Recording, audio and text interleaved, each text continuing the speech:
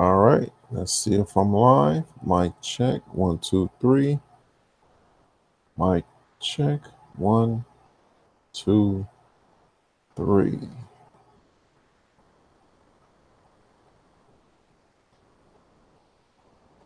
All right, we're live. Hello, everyone. Welcome to the Wednesday show. Black Geopolitics. Today is July 18th. We have another member. Have another visitor today. It's first time on the show. He'll be in soon. But we have a few issues, not issues, but few topics today. All right, how you doing, Man of Tomorrow? Yep. All right, I'd like to introduce everybody to you. This is Man of Tomorrow. He's a smart man, very smart man. I'm sure as the show goes on, not only this show but other shows, his intelligence will come out. Today we're going to be talking about uh, our topics range from things going on in the Middle East, such as Israel, the ISIS fighters, and Syria, to Donald Trump meeting with Vladimir Putin in Helsinki, and to the trade wars, and not only the trade wars, but how they affect Africa. So, with that said, we will. How you doing, Mike? All right, let's get into the show. All right, our first topic is from Al Jazeera. This is from 18 hours ago. Israel army turns away displaced Syrians along Golan Heights. Scores of displaced Syrians ordered back as they approached border fence along the Israeli-occupied Golan Heights. Scores of displaced Syrians were turned away by the Israeli army as they attempted to approach the border fence along the Israeli-occupied Golan Heights. The group is among tens of thousands of Syrians who have arrived near the frontier over the past month, following renewed fighting along the country's southern Daraa and Quneitra provinces. The incident on Tuesday happened in Quneitra when the Syrian government is fighting to push out the last remaining pockets of rebels and fighters belonging to the Islamic State of Iraq and the Levant, ISIL, also known as ISIS. The displaced Syrians stopped some 200 meters away from the fence before the Israeli soldier told them to leave. You are on the border of the state of Israel. Go back. We don't want to hurt you. The soldier shouted in Arabic through a loudspeaker at the crowd, Reuters TV footage showed. The crowd, which included women and children, then walked back slowly toward the IDP encampment. Some stopped midway and waved white cloths in the direction of the Israeli frontier. Go back before something bad happens. If you want us to be able to help you, go back, the Israeli army officer told the crowd. Get a move on. Lama Fakia, deputy director of the Middle East and North African division of the Human Rights Watch, told Al Jazeera both the Israeli and Jordanian governments have an obligation to not push back fleeing asylum seekers. The tens of thousands that have been displaced are fleeing extensive bombardments. They have left in many cases with literally the clothes on their back, Bakia said. They are living in areas where is intense heat without adequate shelter, without adequate humanitarian assistance, and despite the extreme humanitarian conditions and insecurity in the area, both the Israeli and the Jordanian government have persisted in not allowing these asylum seekers to try to seek refuge across the border. Al Jazeera Stephanie Decker, reporting from the occupied Golan Heights, said the hundreds or so Syrians that gathered along the border on Tuesday had nowhere to go. And despite both Israel and Jordan providing some tents for some refugees, there are concerns about their living situation. What we understand is that they have gone back to the tents in the makeshift camps where they are residing, the care said, adding the displaced have to deal with the rising temperatures as well as the sanitary and water issues. There's another concern that people who have been living under rebel control for years, which is excuse me, which is repercussion measures by the Syrian government, said the CARE. There are activists in these areas, journalists, families who are simply afraid of what will happen to them when the government takes over the villages they've been living in. The UN estimates that 160,000 Syrians have been displaced because of recent unrest, triggered largely by the Syrian government and its Russian allies' attempts to retake rebel controlled territory along the south. Israel has given humanitarian aid to the IDPs in a encampment close to a 1974 Syrian Israeli disengagement line on the Golan, but has said they would not be allowed to cross into Israeli held territory. A witness to the Syrian side of the frontier said people were seeking shelter wherever they could, and as the offensive drew closer to the location. It's a little bit more. According to Fakia, the displaced group includes journalists, humanitarian aid workers, and other individuals who the Syrian government has targeted, detained, and executed in the past. Fakia said Israel's response is the two developments along the border fall short of what is required to alleviate the suffering of displaced Syrians. Quite simply, it is inadequate and inhumane. These are individuals that are desperate for assistance. The response from the Israeli government has been to provide assistance across the border, which has been inadequate. There are serious concerns for displaced populations that remain in Syria. Government forces backed by Russian air support have recognized large swaths of the territory across southern Syria in the last 3 weeks, advancing unopposed by Assad's western and regional foes into the strategically vital region near Jordan and Israel. The campaign in the southwest is now expected to target rebel held enclaves at the frontier with the Israeli occupied Golan Heights. Israel signaled it would not impede the offensive, even as it struck Syrian army posts near the frontier in retaliation for the drone incursion. All right, I know that was a long article.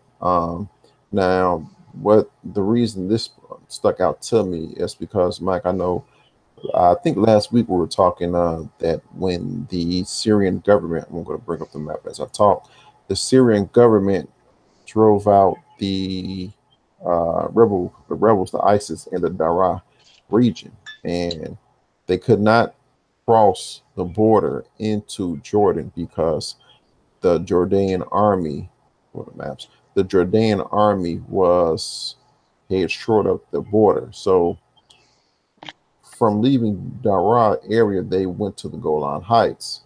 Now, also according to this article, you have uh, Syrian, uh, Syrian, got the word I'm looking for, civilians trying to cross the Golan Heights. What you have Israeli army, military there.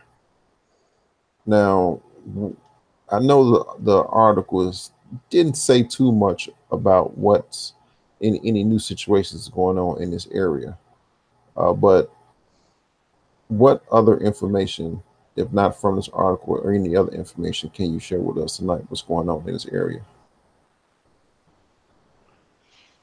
So, Oh, you go ahead. so it wasn't Jordanian army or Jordanian military that drove out ISIS from coming to the border. They just closed the gates so that they can't come across the border crossing the same way that United States shares the border with Mexico, and they can just easily shut down the roads for access. That's similar to what Jordan and Syria has as a border. What's happening now is that the terrorists that the United States was supporting, the United States pulled out of supporting those same terrorist groups and left them by themselves. So what has happened in the last maybe 24 to 72 hours is that the terrorists have abandoned all their weapons, the tanks, the APCs, the mortars, the shoulder-fired rockets, rocket propelled guns, as well as anti-artillery guns, shoulder-fired surface-to-air missiles, as well as anti-tank anti-tank guns. They've left those weapons behind and have ran into the Golan Heights. Now, the reason why they can run into the Golan Heights is two reasons. One is Israel controls that airspace over the Golan Heights. And number two, there is a buffer zone in between where the Israeli military occupies and where the Syrian military occupies. So there's about an 8 to 10 kilometer buffer zone in between the two militaries. So if the terrorists can run into that buffer zone, then that gives them safe passage back into Israel, where they've been getting help all of this time from medical assistance, as well as food and nutrition, as well as logistics and intelligence. Okay. Man, Smart, do you have any insights on this? Or they could have been paid beforehand. They knew the rules of the rules of engagement, and they came back at the end of their quote unquote duty, and they their backs was turned on them as soon as they came back once they were done, leaving for whoever they want to hand them off to in the future within the holding zone that they're in, that they can just turn it over to them. That's what it sounds like. Now go ahead. Because it sounds rare for people to go out there to do missions, for them to come back under circumstances that they thought would always cover them, for them all of a sudden not to cover them. So it just sounds like a weird situation. So now you're saying the ISIS troops, you're saying that they were paid to go out to the, like, thinking about the Daraa region, and once. Well, I mean, where there's two types of ISIS. ISIS are our enemies in Iraq, and ISIS are our allies in Syria that fight Assad. Okay. All right. And Mike, any comments on that one?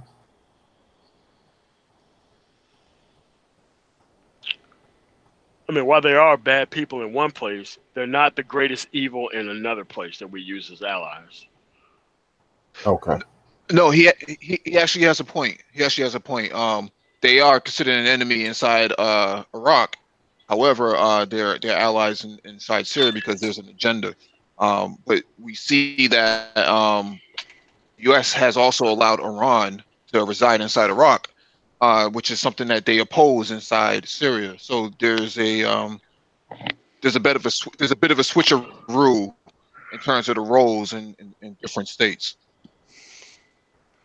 And like the weapons that we give, the people in Syria are not allowed to go across the border to the ISIS that we are fighting in Iraq. So the weapons, M16, A2s, RPGs, anti-tank weapons, and all that kind of stuff, while they are given to the people to fight Assad, those weapons are not allowed to be funneled back into ISIS, who's in Iraq. Okay. I mean, because they don't have an Air Force or a Navy to transport weapons. That's the only reason why this is able to work the way that it is able to work. You saying ISIS doesn't have an Air Force to transport weapons? Yeah, they don't have an Air Force or a Navy to transport weapons to each other in those different groups, to where they're not, while they're part of the same group, they're just stratified, and they're not really all that united. It's kind of like comparing people on the East Coast and people on the West Coast. While you can talk to each other over the phone, there's no way you can be able to get supplies between each other, because you're in two way different places. And there's probably about as much distance that separates them both, with border states in between that wouldn't even allow you to bring weapons in across each path. So Okay. All right. All right. Any more points on that article? that's it. Sound like they got screwed. They got a deal. They thought things were gonna go work one way. Now they're in a holding situation. Happens all the time. Okay.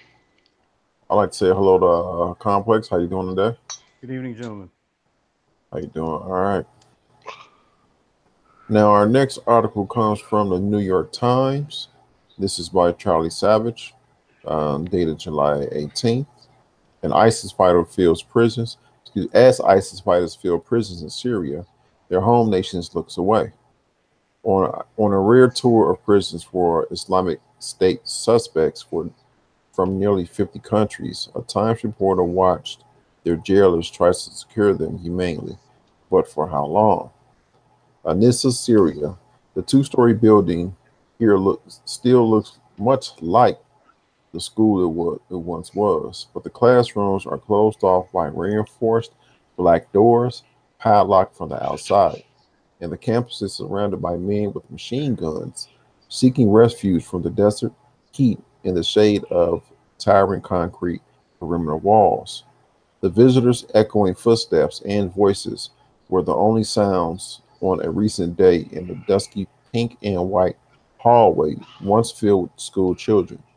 But when a guard slid open a small window in a classroom door, a man's face pressed against the opening. Behind him, about 15 others, sitting on mats in black sleeveless shirts, stared back. The old school is one of about 7 makeshift wartime prisons in northern Syria, housing suspects accused of fighting for the Islamic State and captured by the Kurdish-led Syrian Democratic Forces. The SDF prisons for male detainees, about 1,000 men from nearly 50 countries, are generally off limits, but a New York Times reporter accompanied a congressional delegation touring 2 of them, the first such visit to either. The prisoners pose a dilemma that has no easy solution and that is growing urgent. Their home countries have been reluctant to take back the men. The government are leery that battle-hardened members of the Islamic State, also known as ISIS, might, might radicalize domestic prisoners. Some countries face legal hurdles to prosecuting militants if they take custody of them from a non-state militia, as opposed to extraditing them from another government. But the SDF is unlikely to hold them forever. A debate is brewing inside the United States government about whether to take a few of them, either from prosecution in civilian court or to the wartime prison at Guantanamo Bay, Cuba. But even that leaves open the fate of the rest. The uncertainty looms as a threat to the rest of the world, said Christopher P. Costa, a former senior director for counterterrorism on Trump's National Security Council, who now heads the International Spy Museum. He pointed to the wandering Mujahideen of the 1980s who fought in Afghanistan, then metastasized Islamic mayhem to places like Bosnia. We can't make those same mistakes, he said. The SDF is holding about 400 Syrian men accused of joining ISIS, according to officials familiar with a recent snapshot of undisclosed government data, and 593 men from 47 other countries, many from Egypt, Morocco, Saudi Arabia, Tunisia, and Turkey. About 80 are from Europe, including about 40 Russians and 10 to 15 each from France and Germany. Officials referred to all the male captives as foreign fighters. Also, ISIS put some recruits into administrative jobs. They believe most helped fight as the so-called caliphate collapsed. Oh, man, this is pretty long. I'm gonna read a few more, then we're opening. I think I lost my place. Yeah, here we go. Then we're opening for discussion. A few prisoners climbed through a hole in the Anissa prison last fall, according to Special Operations Commander, who declined to give his name. Since then, the American military has helped the SDF upgrade security. spending about 1.6 million. At Anissa, he said about $150,000 paid for the double layer of precast concrete walls installed in June. Security cameras and hallway gates will soon be added. About 750,000 is helping renovate a former government prison in Hasaka that will hold up to 1,000 detainees. But he cautioned there is no completely secure option. Despite the security upgrades, the SDF is an unlikely permanent jailer. It is not a sovereign government with a recognized court system. It has set up ad hoc terrorism tribunals and abolished the death penalty, but is using them to prosecute only Syrians, not foreigners. And its geopolitical standing is precarious. Mr. Trump has indicated, despite mixed signals, that he wants to withdraw American forces from Syria soon. Menaced by the Turkish military, other rebel militias, and the Russian-backed Syrian government, with whom it might strike a deal, the Kurdish-led SDF could lose control over the prisons as the war rages on. After meeting with local SDF officials and touring its prisons, Senator Lindsey Graham, Republican in South Carolina, said he was no longer as concerned about breakouts or abuses, but had become more apprehensive about the fragility of the group's position. The jail is better than I thought it would be.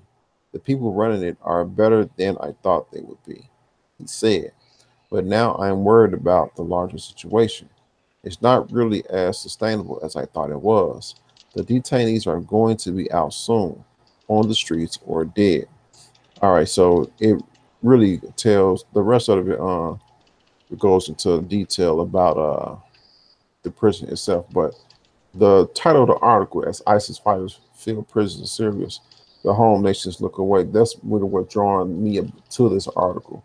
How I think we mentioned before how some fractions of the ISIS fighters were losing in Syria. So now they're locking them up, of course, per this article, but their home governments such as Turkey, Russia, Western Europe don't want to take them back because it could lead to more problems, such as the article stated.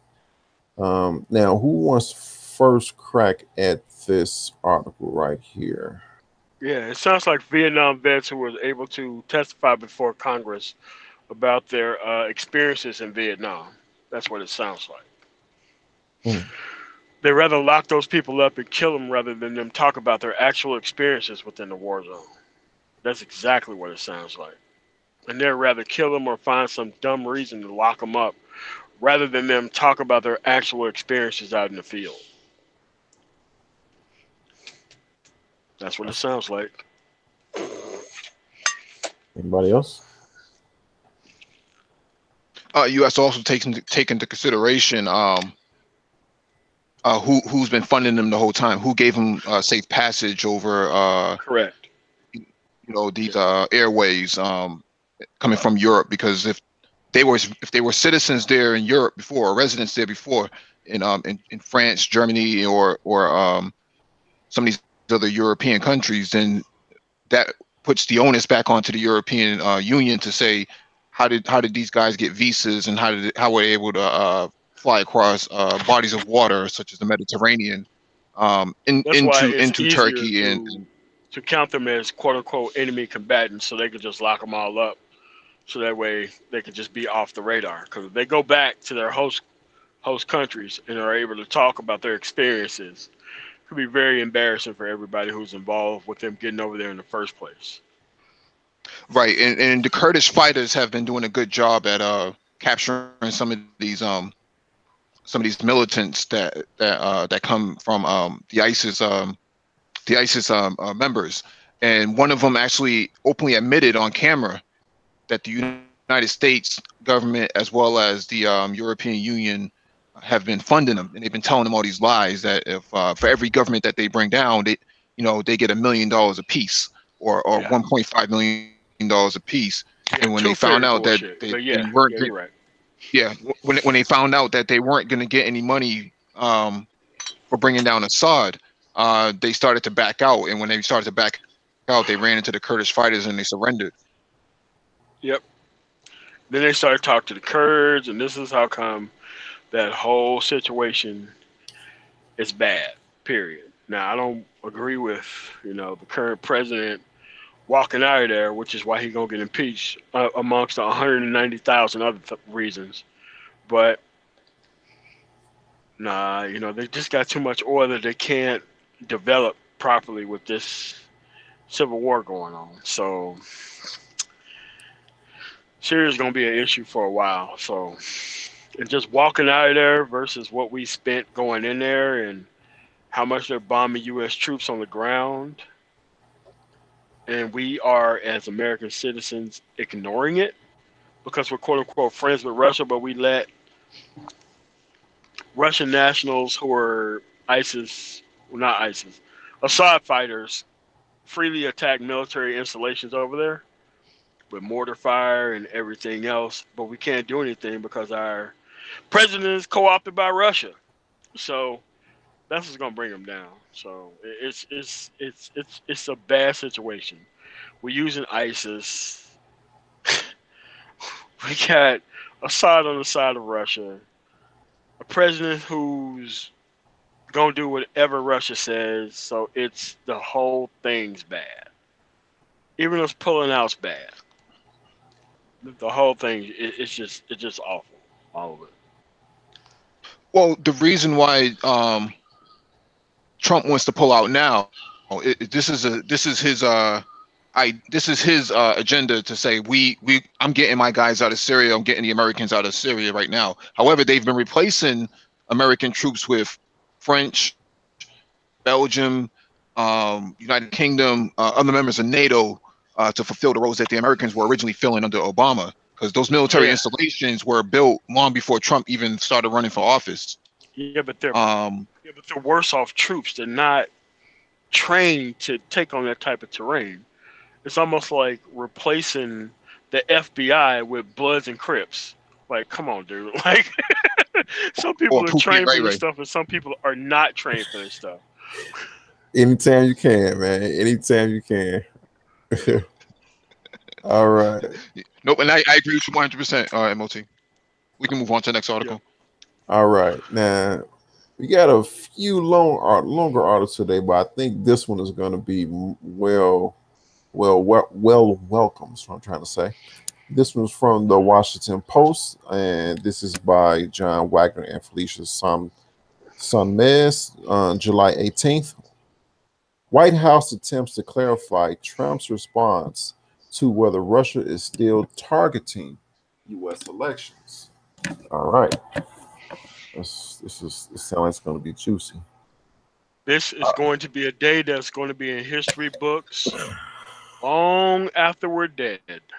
All right, let's get to it. For the third straight day, President Trump cast doubt on whether he views Russia as a threat, despite warnings from his own government that Moscow continues to target the United States with hostile actions. Trump triggered a new uproar Wednesday morning when he appeared to suggest that Russia is no longer seeking to interfere in U.S. elections, prompting the prompting the White House to assert hours later that his words had been misconstrued. At the start of a cabinet meeting at the White House, a reporter asked Trump, "Is Russia still targeting the U.S., Mr. President?" "Thank you very much." "No," Trump responded, shaking his head. "No, you don't believe that to be the case," the reporter said. "No," Trump repeated. He went on to say that no president has been tougher on Russia than he has. "I think President Putin knows that better than anybody, certainly a lot better than the media," Trump told reporters. Trump's remarks again appeared to contradict his top advisors on the threat posed by Russia. Just one day after he said he accepted the conclusion of U.S. intelligence officials on Moscow's interference in the 2016 presidential campaign. More than 2 hours later, White House Press Secretary Sarah Huckabee Sanders sought to quell the latest controversy, saying Trump was saying no to whether he would take further questions, not to whether he thinks Russia continues to target the United States. I had a chance to speak with the president after his comments, and the president said, "Thank you very much," and was saying no to answering questions. Sanders said. The president and his administration are working very hard to make sure that Russia is unable to meddle in our elections, as they have done in the past, and has, excuse me, and we have, and as we have stated. Trump has faced renewed scrutiny this week over his views on the threat posed by Russia in the wake of a summit Monday in Helsinki, where the president rhetorically embraced Vladimir Putin and appeared to side with the Russian president over U.S. intelligence officials on Moscow's aggressive election interference. On Tuesday, he attempted to clarify that he expects the intelligence community's conclusions about Moscow's role in the 2016 campaign, but added caveats suggesting that other nations or actors may have been involved. His comments Wednesday morning further muddled his stance. By late Wednesday, Trump was again addressing the issue, saying in a CBS Evening interview that he has warned Putin in their one-on-one meeting in Helsinki that the United States will not tolerate any further interference by Russia. I let him know we can't have this. We're not going to have it, and that's the way it's going to be, Trump said. He also told CBS that he holds Putin responsible for Russian interference in the 2016 campaign and that he agrees with the U.S. intelligence community's conclusions. I would because he's in charge of the country, just like I consider myself to be responsible for things that happen in this country. Trump said Trump said when asked whether he holds Putin responsible, so certainly as the leader of a country, you will have to hold him responsible. Yes. Trump's administration Wednesday morning set off a new round of criticism from lawmakers in both parties. Senator Lindsey Graham from South Carolina, a leading Republican foreign policy voice, said he spoke with Director of National Intelligence Daniel Coats on Wednesday afternoon about continued Russian efforts to target the United States. He urged Trump to explain the discrepancy between his own statement and Coats' warning. I will ask the president to explain to us why he thinks the intelligence community is wrong about this, Graham said. If you're wrong about this and we don't act, that's going to define your presidency. Some Democrats cast Trump's remarks as only the latest worrisome signals of the president's loyalties. Mr. President, is it time to stop taking the word of a KGB agent over that of your own intelligence officials? Senator Minority Leader Charles E. Schumer of New York said in a statement. Russia interfered in our 2016 elections. They're actively trying to do it again. You must wake up to that fact. Last week, Coates said that Russia and other countries are continuing to target U.S. businesses, the government, and other institutions, and that the warning lights are blinking red. These actions are persistent. They are pervasive, and they are meant to undermine America's democracy on a daily basis, regardless of whether it is election time or not, Coates said during a speech Friday at the Washington think tank. Coates said the intelligence community continues to see efforts by Russian actors to manipulate U.S. public opinion, including through the use of fake social media accounts. He also sounded the alarm about potential attacks on U.S. infrastructure and the financial system. FBI Director Christopher Wray, speaking at the Aspen Security Forum in Colorado on Wednesday, said Russia continues to spin up Americans through fake news and propaganda. Asked in the CBS interview Wednesday whether he agrees with Coates' assessment, Trump said that he does. It changed from an interview with the same network last week in which he cast doubt on the intelligence chief's warnings. Well, I'd accept it. I mean, he's an expert, Trump said. That is what he does. He's been doing a very good job. I have tremendous faith in Daniel Coates. And if he says that, I will accept that. I will tell you, though it better not be. It better not be. But Trump was hesitant to say whether he thinks Putin is lying about Russia's actions. I don't want to get into whether or not he's lying. I can only say that I do have confidence in our intelligence agencies as currently constituted, he said. Members of Congress have been working on legislation aimed at deterring interference in U.S. elections.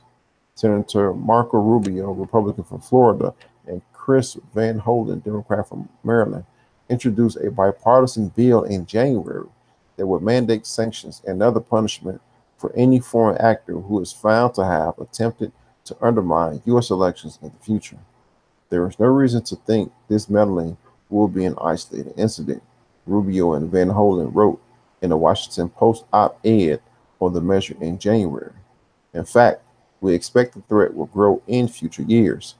Senator Majority Leader Mitch McConnell, Republican from Kentucky, mentioned the Rubio and Van Hollen bill when speaking with reporters on Tuesday and said it is among the measures the chamber may take up to dissuade Russia from any further attempts at election interference.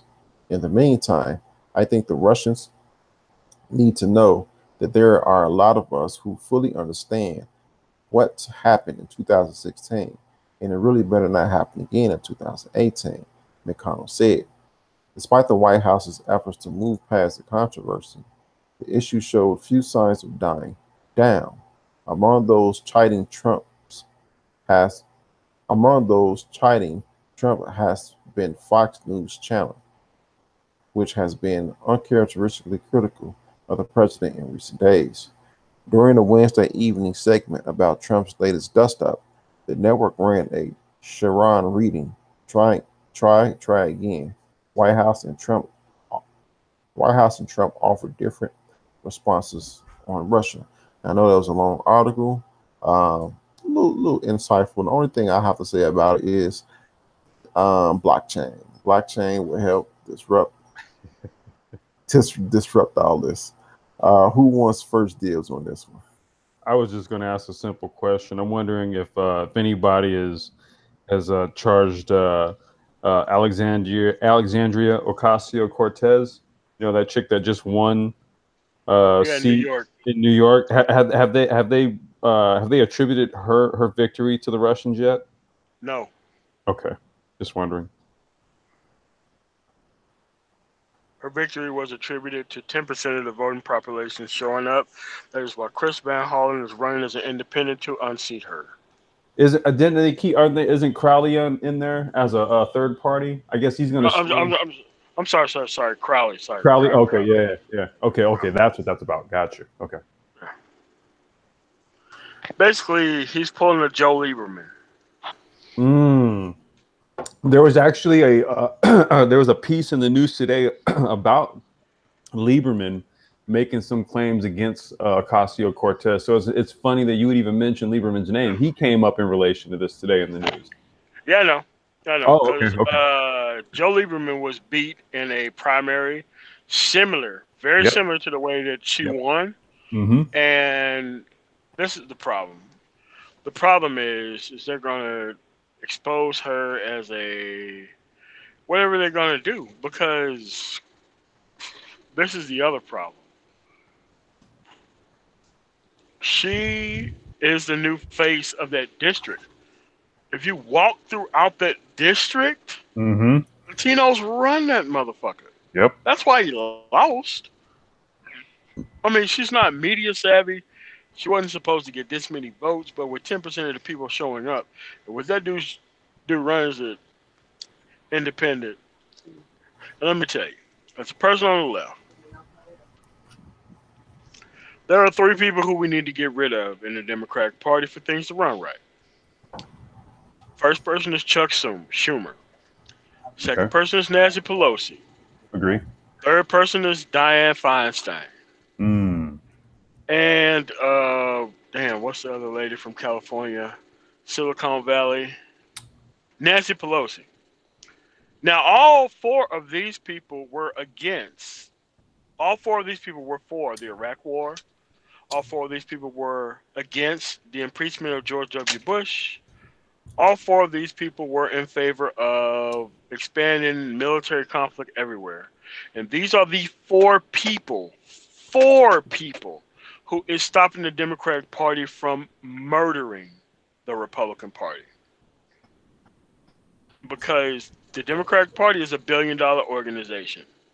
Yep. All we got to do is just stop accepting corporate money and change the fucking system, and we will win everything. But those four people are standing in the way of this. And they always have. And they're not going to let go of their power. These are the same people that orchestrated the whole thing with what's her name, Wasserman Schultz, right? Making sure that the elections are rigged. Wasserman Schultz, making sure that Bernie Sanders would not be the nominee, because he would have been without their help. And now they already cut Bernie Sanders' legs from under him by saying that this dude had to be a Democrat for a certain period of years. I'm like, dude, they already did the same thing. They just did it even earlier. You can't be a liberal soft party against fascists. Nope. You can't. Why do these people have power? It is fucking like, okay, you have Nancy Pelosi and Dianne Feinstein on the West for Silicon Valley. Mm-hmm. You have Chuck Schumer on the East for Wall Street. How in the fuck are you going to be able to correct this shit if those people are doing the same thing that Mitch McConnell and Paul Ryan are doing?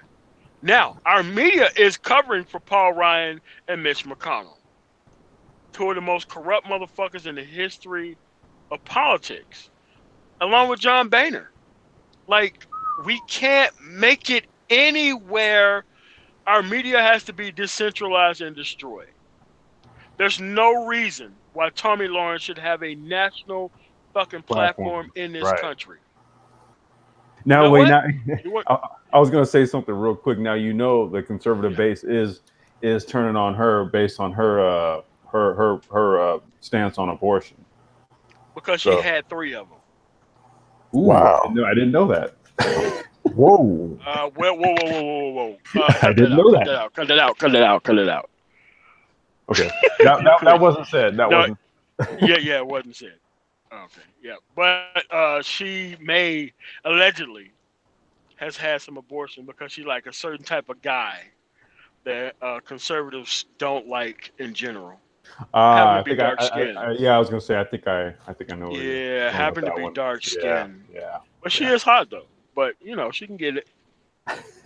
Okay, you said who again? With that being said, you know. Yeah. Any other points on this one? No, I mean, our problem is we can't have progress on this issue because this same issue is like whenever you hear both sides do it, there's only one side's responsible. And that's the biggest lie in politics. And that is what every other lie is built off in this country, that quote unquote both sides do it. No, these are the same people who did the Civil War, the same people who did Jim Crow, same people who marched the Klan down the street in the 1920s, the same people who were in favor of blacks only water fountains, same people who were using religion for desegregation, same people who did the COINTELPRO, same people who had drugs dropped off in the black community to pay for the Iran-Contra stuff. These are the same people. Same people from the same areas doing the same stuff. The same people. Same people who did the Willie Horton ad.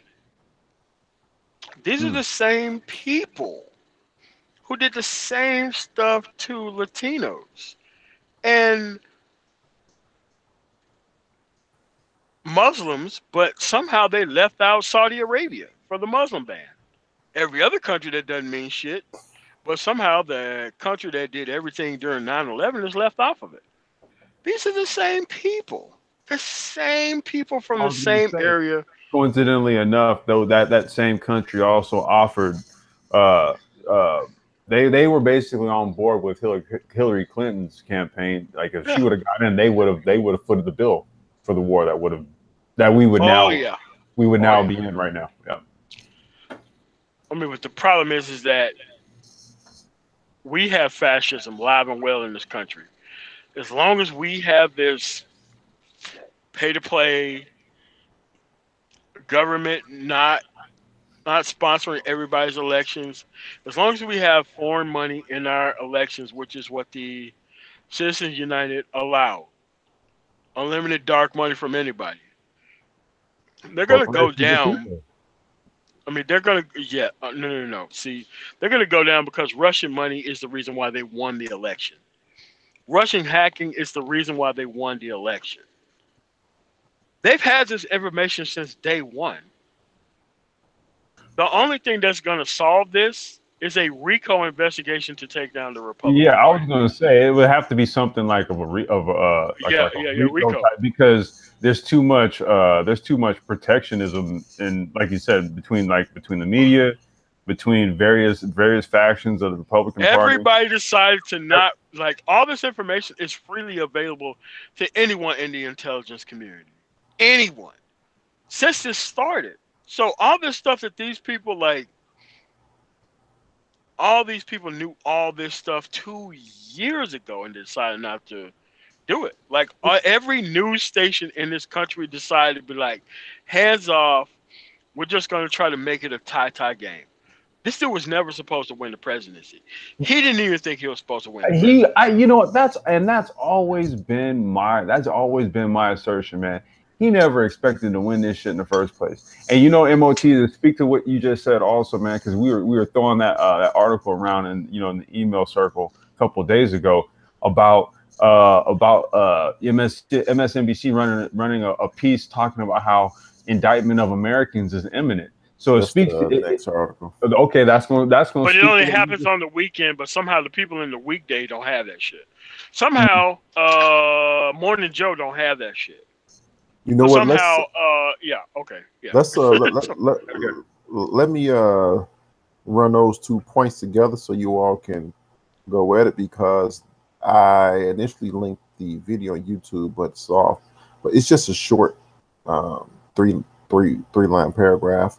The United States revealed new evidence that Russia meddled in the 2016 election ahead of Donald Trump's meeting with Vladimir Putin on Monday, as laid out by Deputy Attorney General Rod Rosenstein in the most recent indictments in the Mueller probe. Now, I saw the video, and she pointed out that Trump said something on a specific date that he said, well, I guess he was tipping his hat to Russia, saying, Yes. okay, go ahead and meddle into the elections. On the exact date he said that is when the thing started. After he said it in a press conference. It was 2 years ago, probably this time 2 years ago. It was July something. It was June something. It was 2016, but yeah, that's when they started doing it. Because we have a problem in this country. Like, if your name is Anthony Weiner, your ass is in prison. But if your name is DT the Last Don, somehow you get to be president. You get to do whatever you want to. You have a whole media structure around you. Now, let's keep it real. I don't think people recognize. After the Civil War, all those people had to reapply to be citizens. What people? The people who fought for the Confederacy. Oh, okay. All those news organizations had to reapply for the license to print and have news be done in their name in this country. Pretty much, Fox News are traitors right now. Traitors. They are offering aid and comfort to the enemy, which is a felony worth 25 years in prison for the first instance of you doing it. And they've been doing it since this dude got elected. Like, Sean Hannity is in a world of trouble. Man, I was going to say, is there some legit legal implications behind that? It is. It's called sedition. Okay, right. Yeah, that's what it's called. The Republican Party has been a party of sedition for 40 years. It's never risen to the point to where they would use foreign help to win elections, but their whole idea of everything is sedition. Sedition. Like, that's their game plan. Sedition. You can make more money in this country being a climate change denier than you can being a climate change scientist. Scientists. Yep, that's true. Yeah. That's true. The only reason why those people during the tobacco era were threatened with jail time is because we threatened them with sedition until a certain news media organization sued, so that way they can be able to lie to the general public. Sounds Right. with rocks, but it's just that people don't understand that it's going to take the fall of small town America to wake everybody up. And I think you see that. I was going to say, I think you see that now largely. Oh, yeah, you do. How these tariffs are directly targeted to exactly small town America, where it's all Trump country and MAGA hats. Mm-hmm. Yep. And every time you walk around, everybody got the MAGA hats on, and nobody really cares about anything that happens in the real world because they have their whole insulated point of view. They have 100% of the AM dial, and they have Fox News. They don't even need to do anything anymore, except for just believe. And it was the same way during the Confederacy. They had the AM dial, and they had the print newspapers. But those print newspapers could not print another article once the war was over. They had to reapply to be able to print stuff in the United States. Mm-hmm. And you're tying that up because they, this news agency is committing sedition, so they should. I forgot where I was going with it. I lost my train of thought. It's just that you have to understand. Our media should not be hands off about any of these topics. Imagine if there was 9/11 happening on TV, but because we're friends with Russia, we would not even show anything that happened on 9/11 on TV at all. It's that level of treason. It's far worse than that level of treason right now. And that's why Giuliani's even feeling heat right now, huh? Dude, Giuliani does not even care. I think Giuliani is a double agent. Really? Because he can't be this stupid. He was the attorney who brought down the mafia in this country. There ain't no way he's this goddamn stupid. I'm like, man, is Rudy Giuliani truly is he caught up in this? Like, he's not. Yeah, okay. Dude's a double agent. He has to be a double agent. He has to be a double agent. Because you can't be this stupid walking your client into landmine after landmine unless you're the dumbest fucking attorney on the planet. Which district attorneys are not, by the way. Yeah, I was going to say, or he's doing it on purpose. Right. He's doing it on purpose. But when nobody else will defend you in the planet, and there are a lot of corrupt-ass attorney organizations out there, if your best hope is Rudolph Giuliani, who don't nobody like, and that's it for you, like, who else is lined up to defend this motherfucker after Rudolph Giuliani? Nobody. Nobody is trying to defend this dude. Because they all see that it's going to be the end of their career if they do. Yeah, they got nothing after that. Trust me.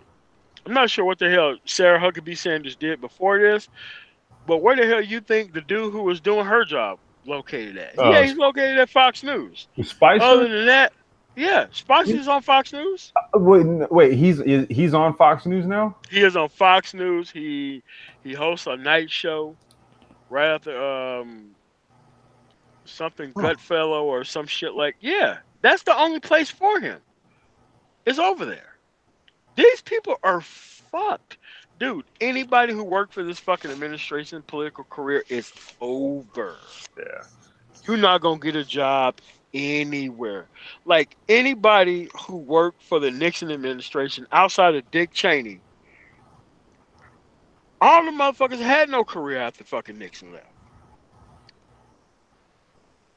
Damn. Nixon and his vice president, his vice president couldn't even take over because there was so much shit that was wrong that he couldn't even take over. Like, this is how come Mike Pence is not going to be vice. He's not going to be the 46th president of the fucking United States. With this shit going on, they're taking down everybody. So let's just say this for a second. The succession of the presidency. President, vice president, then Speaker of the House. The Democrats were the Speaker of the House. It could be whoever the fuck the Speaker of the House is. Paul Ryan. No, Paul Ryan's not going to be the Speaker of the House come January. They're about to lose the House. No, that's why he bailed out. No, That's right. He bailed out because he wouldn't be able to win re-election. They showed him down 30 fucking points in his own district. But he's just sitting there keeping his mouth closed. But guess what? These motherfuckers can be called back to fucking retestify on live TV in front of the fucking House and the Senate. And he got to be honest, or he got to take his ass to jail with everybody else. All these motherfuckers were sent home during the Civil War. There was no House and Senate during the Civil War. All these motherfuckers were sent home from the South. Sent home. Sent home. Yeah, you may have got elected, but you ain't coming to this fucking house in the fucking Northeast. That's what's going to happen now. And these people who think that they about to surf out of this shit, like Devin Nunes is going to prison. Now he's the one who refresh my memory. Was he the one that had? He's the one who leaked the memo or something like that. Yeah, he leaked the memo. Okay, took the memo to dude. That is obstruction of justice. Yeah. Well, not even obstruction of justice. That's pretty easy. It's treason.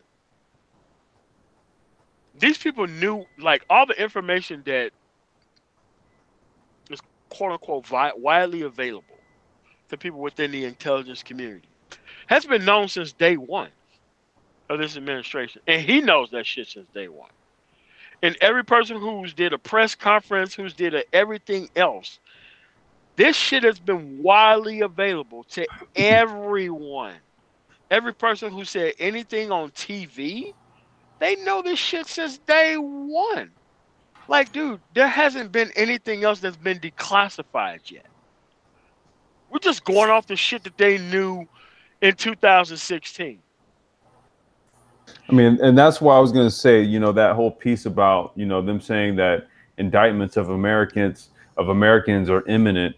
It would suggest what you're saying, that they've known. That's how they know that there's going to be Americans that are going to be implemented and indicted on this shit too.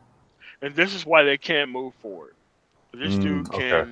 Yep. And he can, what's the term? He can, because you've already shown with the people who set the fires to the public lands, the Bundy motherfuckers, pardoning them.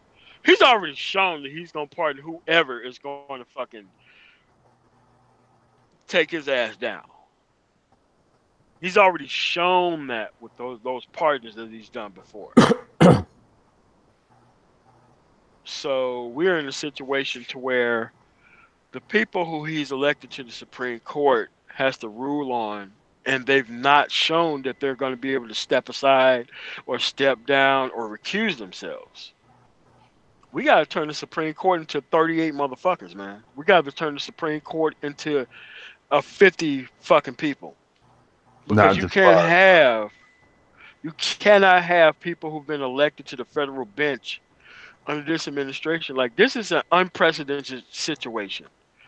What we are saying at this point, without any laws being changed, we're saying that a president can be elected by treason, pack the court full of judges who's going to rule in his favor, and it's okay, according to American law. And then those judges in that Supreme Court would rule for at least a good 30, 40 years.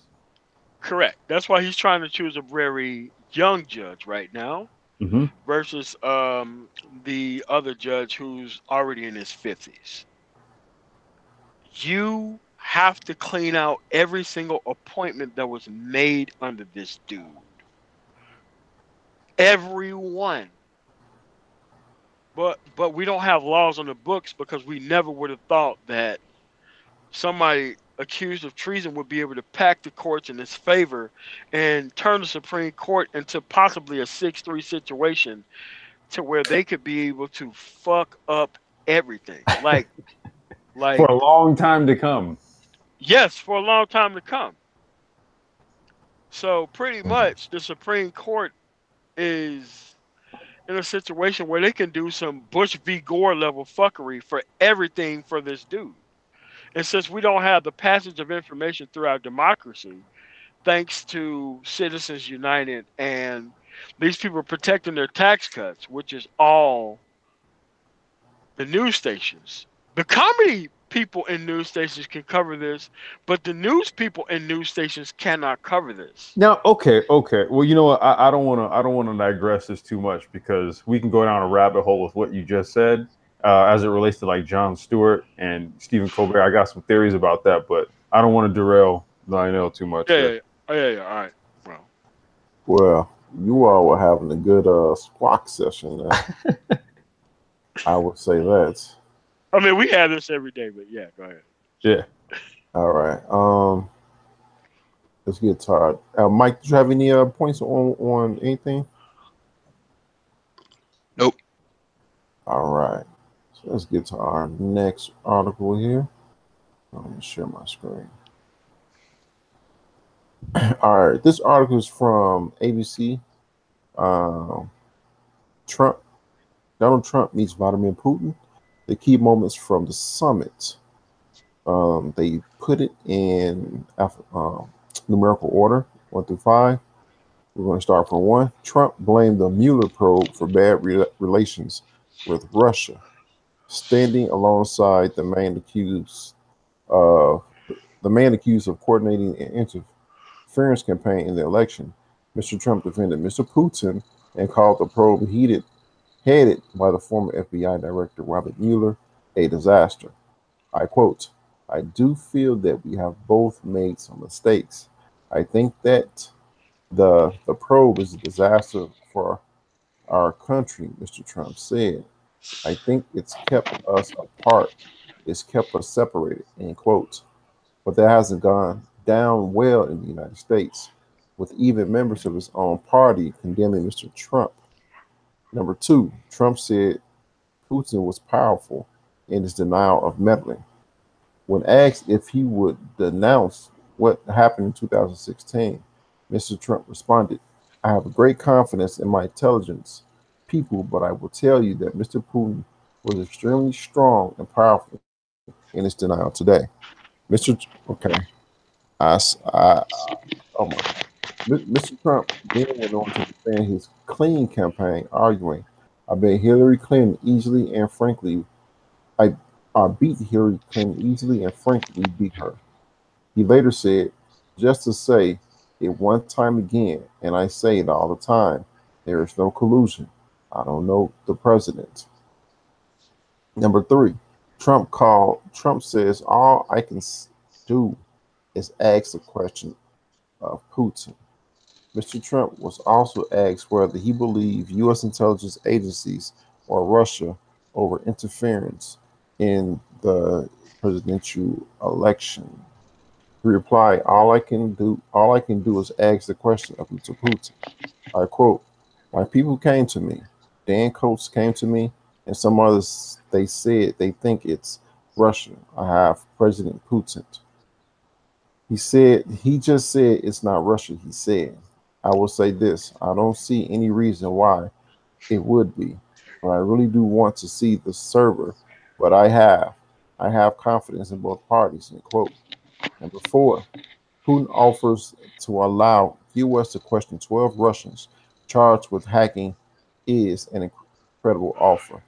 Mr. Trump also discussed the 12 Russian intelligence officers who were charged on the weekend by a U.S. federal grand jury with hacking the Democratic Party's computer network in 2016.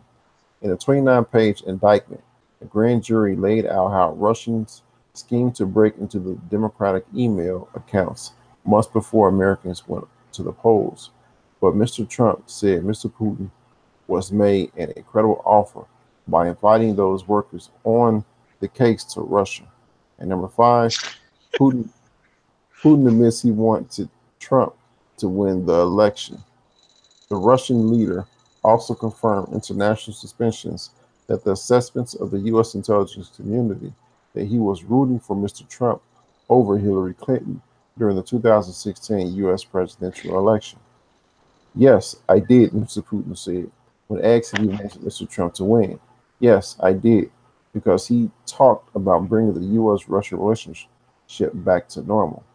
After all, for the past 70 years, Ms. Clinton and Mr. Putin have been in a tit for tat battle of words, with their language sometimes becoming, quote, heated. When Mr. Putin was asked about meddling in the election, his response was another question. Do you believe the United States is a democracy? All right, I can tell you all chomping at the bit, so I'll let you all go ahead. Yeah, this is the first example of live treason on TV that for the United States for Russia that it has ever been done.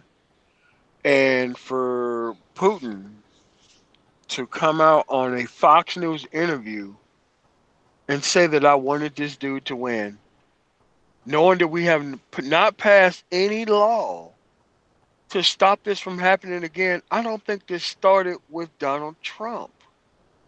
You don't start at the presidential election, dude. You just don't start at the presidential election with this. And we're just going, we're not even skin deep with this thing yet. Because not even the CIA knows skin deep how far this goes. We just know who's involved and where. That's almost like we found the whole CIA has been indicted in England for interfering in their elections. But our president goes on TV and shakes hands with England and say, not a big deal. That's treason. That is textbook treason. You have to pull this dude off the stage. You gotta, like, man, like, this dude have no idea. You talking about the great majority of people in 10 different intelligence agencies who agree on one thing, that Russia interfered with the election to help Donald Trump. Now, the intelligence community, who don't agree on anything ever, all agree that this happened. That is a true statement if I've ever heard one, because none of the intelligence community, like amongst each other, don't agree on stuff, right? Amongst each other, because they're always jockeying for position. Right. But one thing they're they're fucking unified clear about is this dude has done this. So I could, oh Jesus, go to somebody else, please. Don't. Anybody else like to comment on this? Anybody else? He's trying to get capped out of office. That's what he's trying to do. He's trying to take this martyr role. That's what he's trying to do. Because most other countries wouldn't even tolerate this shit. After what happened at the Russia summit shit, dude, no other country would tolerate. Like, dude, there's supposed to be another vote now to get this motherfucker out of office.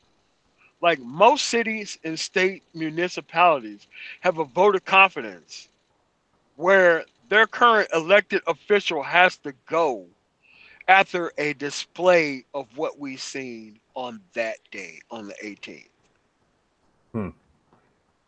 But we have the southern portion of the United States who think everything's fine. And we have a complicit House and Senate. 2/3 majority, both of them. They have the Supreme Court. They have everything. That was given to them by Vladimir Putin. They own that party. They can't even take an action because if they do, they lose power forever. 2 generations is what's going to happen. Once this happens, because it will happen, they're going to lose power for 2 generations. 50 years. 50. And this is something that he can't even. Yeah. I mean, he won't be able to escape it. And are you aware of what could happen in the next 50 years if they make sure that police don't be screwing with people and make sure that the police can't do anything, like they can't do anything in the military without a military tribunal hanging over their head for the slightest occurrence? Like, dude, there is a lot they have to lose over this dude not being taken out of office. There's a lot at stake for the people who's, because I'm telling you, tax is going back up to 90% for people who make over $10 million a year. That's what's gonna happen. Wait, what happened? Say You that said again. what? Yeah, people who make over $10 or $15 million a year, their tax is gonna go back up to 90%, and they're not gonna be able to complain about it in public. Wait, what? Wait, telling you did you say in Texas? I say taxes. Oh, taxes. In general, In general. go back up to 90% to everybody in society who probably make over $10 million a year. Ooh, I follow you. I see what you're saying. And they're going to make sure that you can't complain about it in public. There will be no more Citizens United. You won't be able to go buy politicians. Like, there's a lot that's coming down the pike. That was my next question. Will that also be extended to Citizens United and corporate? Yes, it will. Yeah. Okay. Yeah. All right. Yeah, Okay. it's over. It's over. Because that's how we got here. Yep, it sure is. And anything that any news that would happen over the airways will 1000% have to be in favor of people, because most people, after the 1996 telecom decision, that's when they stopped doing news.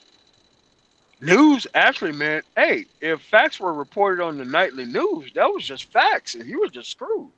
Now you can't even report anything on the news anymore.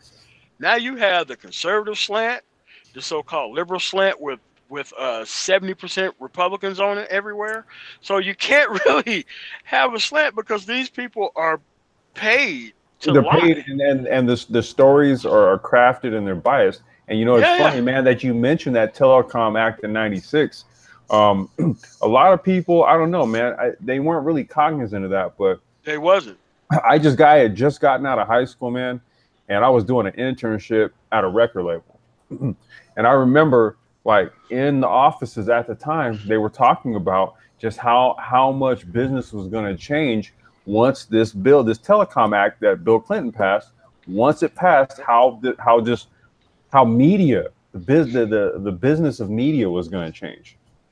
And think about how Rush Limbaugh can't really debate anybody on TV, but somehow he's always right, and he's across 90% of the United States unchallenged. You got to think about it, right? Like think about. Well, I won't go there. I don't want to digress too far, but it's exactly what you just said. Once that Telecom Act passed, you saw that basically multimedia companies were able to take a position and corporatize it, right? Yeah. So now you have you have corporations that say, hey, look, well, you know what? Republicans buy our cars just like the Democrats do, right? And they would craft the advertisements. Chevy trucks got American flags waving off it, and they're going to go ahead and market that to a certain segment of people who watch a certain network, and it created a robust, profitable, multi-billion-dollar media environment. Yeah. So now everybody could just advertise their political opinions, exactly, and act like no one understands the difference between one thing or the next. And we've been under that now 30 years. Shit, we've been under it so long that people are no longer capable of formulating like an original thought or an opinion. They can't because their primary sources are based on sources that are branded to their philosophical ideology. Now that what you just said, that explains a lot. Explains everything. It like a lot. Like, well, you say everything. Yeah, I agree with that. But wow. No, real shit. I mean, everything he's saying is correct, man. I'm just thinking back to when I was an intern and fresh out of high school, and you know, and how things were going to be changing and shit. Well, like I said, not to digress, but even with hip hop, you saw it, dude. Like around 1996, after the Telecom Act passed, that's when you saw Puffy and all that crazy shit and all the stupid shit, popping crystal and all that. What now? goofy shit. At that time, I wasn't keen on political issues, but what was the Telecom Act? You want to tackle that one, MOT or Mike? Yeah, Telecom Act of 1996 allowed for large corporations to come in and pretty much buy whole. Okay, take an example. Clear Channel. You ever heard of Clear Channel? Yes. Okay, that company is owned by Mitt Romney. All right, Clear Channel owns 99.9% of big and small radio stations across the country. Yep. Anything that's Kiss FM, anything that's Kiss FM, right? Yeah, it's Kiss FM across the country. Right. Same radio dial.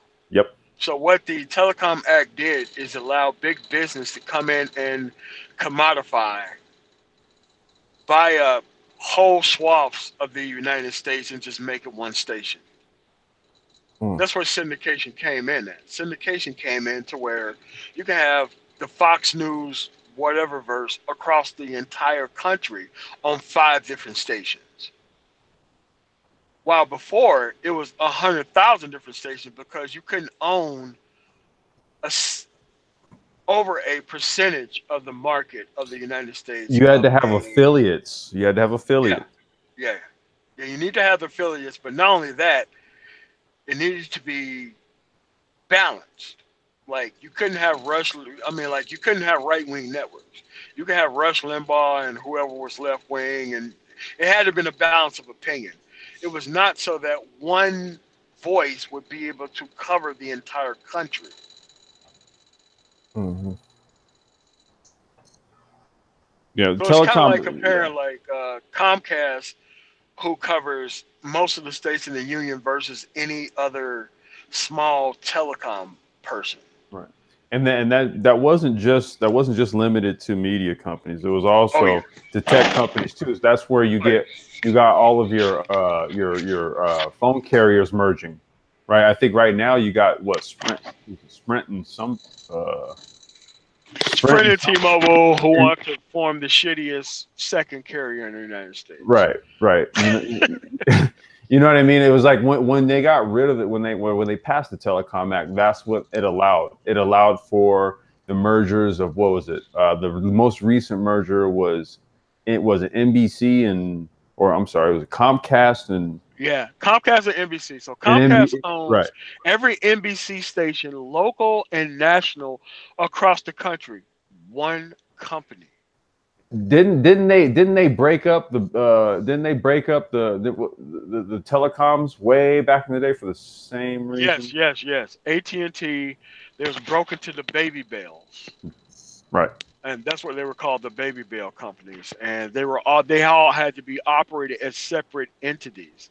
So what the Telecom Act of 1996 did was allowed Standard Oil, if you know anything about that story, to pretty much to merge and acquisition. So now we have the 5 families of telecom, the 5 families of TV, the 5 families of some other shit, like we some third world country or something.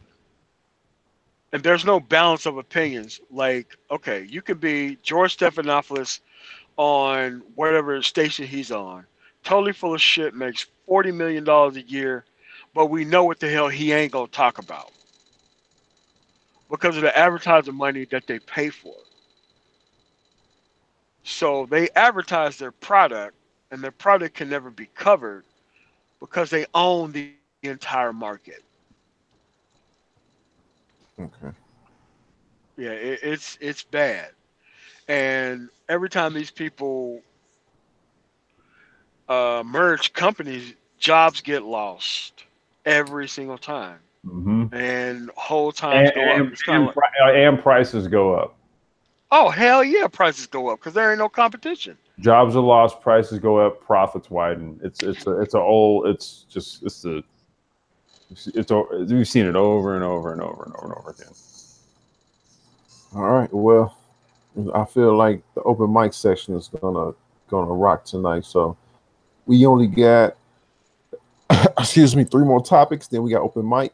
We're gonna switch gears to the tariffs. Everybody's favorite topic. Excuse me. Yay. Yeah, I know, right? This next article comes from CNBC, but we were just talking about. This is by Wang Jintan. The trade war is complicating China's efforts to fix its economy. All right. The trade war with the U.S. couldn't have come at a worse timing for China, which had just begun focusing in earnest on fixing problems with its economy, J.P. Morgan analysts said on Wednesday. Many analysts have suggested that the impact of the Washington-Beijing trade skirmish will be relatively muted on the Chinese economy, noting that exports to the U.S. do not hold a commanding presence in China's economic portfolio. But that line of thinking does not take into account how tariffs will affect business sentiment, investment, and growth in China, the J.P. Morgan analyst wrote in a note. Those indirect effects could lead to large collateral damage, they said. On July 6, U.S. President Donald Trump's administration officially instituted 25% duties on $34 billion worth of Chinese goods. China, for its part, responded by implementing retaliatory tariffs on the U.S. shortly afterwards. The following week, the U.S. released a list of Chinese goods with an annual trade value of about $200 billion that may be subjected to 10% tariffs. All this puts China in a difficult position, not only because much of the tariffs and non-tariff measures are directed towards it, but the timing couldn't have been worse, the note said. After years of hand-wringing and navel-gazing, China finally began to focus in earnest on curbing credit growth, its Achilles heel, from around mid-2017. China's bank extended a record 12.65 trillion yuan, or $1.88 trillion in loans in 2016, as the government encouraged credit-fueled stimulus to meet its economic growth target. The credit explosion stoked worries about financial risk from a rapid buildup in debt, which authorities in 2017 pledged to contain. Both China's monetary and fiscal policies have been kept on a tight leash so far this year, and deleveraging, the process for reducing debt, has been hastened through tighter regulations, the analyst noted. However, this stance has run into headwinds in recent months, the analyst said. The rise in U.S.-China trade tensions have raised concern about the strength of external and domestic demand in the second half of 2018 via direct and indirect effects on services such as logistics, wholesale trade, and trade finance, as well as on business sentiment and investment, the analyst wrote. With business demand being potentially hit, the right way for China to respond to the trade war is for it to ease its monetary policy or to enact fiscal measures, they suggested. Under the circumstances, easing monetary conditions to support demand and allowing the currency to absorb the shock of the trade war are the right policy choices. The depreciation of the yuan would offset the loss in export competitiveness for Chinese exporters due to higher tariffs, meaning that Chinese goods will essentially be cheaper for Americans. However, the analysts warned that easy monetary policy too aggressively could also raise doubts about the commitment of the authorities to reduce debt. China's dilemma: Beijing is seeking to implement relatively tight monetary policy to force financial deleveraging, but it also needs easier monetary conditions to support growth.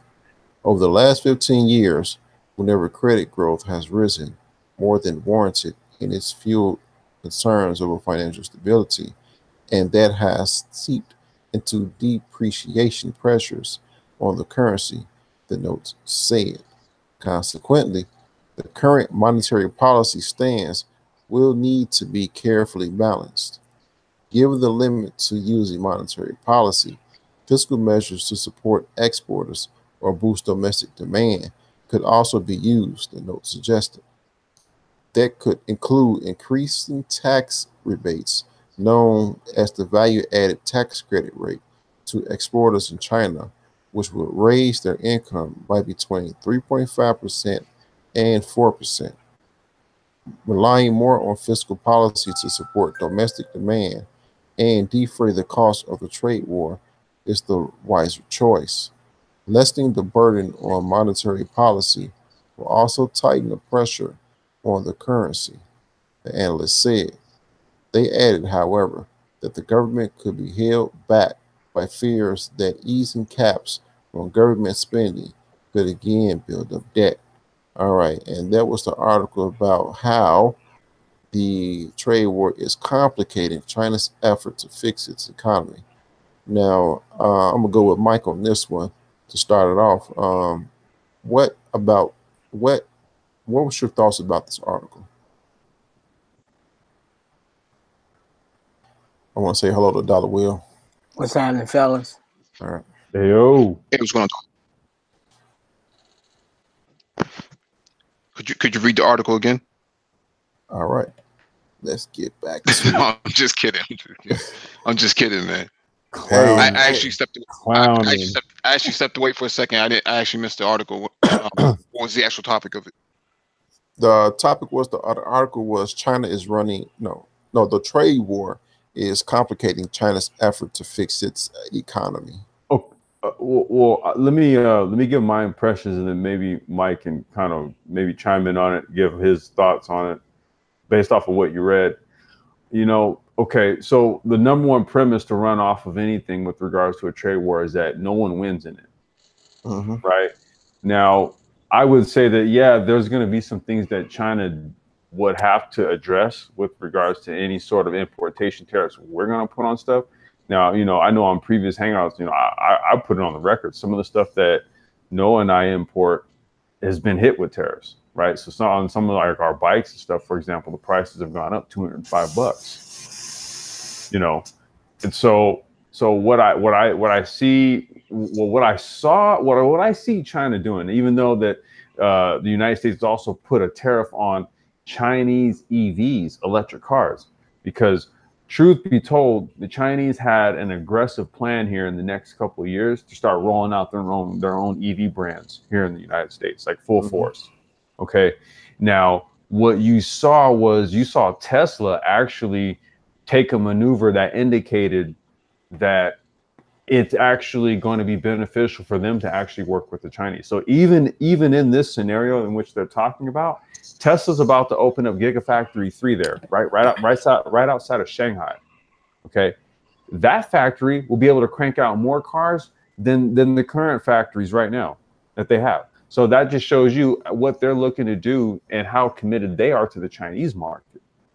So I take that as an indicator. Google dumping $500 million into JD.com, for example, right? You have a lot of firms that are looking to actually put up infrastructure investment projects outside of the United States, right? So I see the line of questioning, right? Because like I said, no one ever benefits in a trade war, but when you look at what U.S. companies are doing in relation to it and seeing what they're doing to go and work with the Chinese, I don't know. I don't know.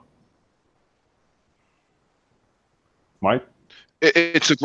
China's a growing market, so a lot of American companies are looking to rush into that 1.2 billion person market because its potential growth over the next 5 years is going to be exponential.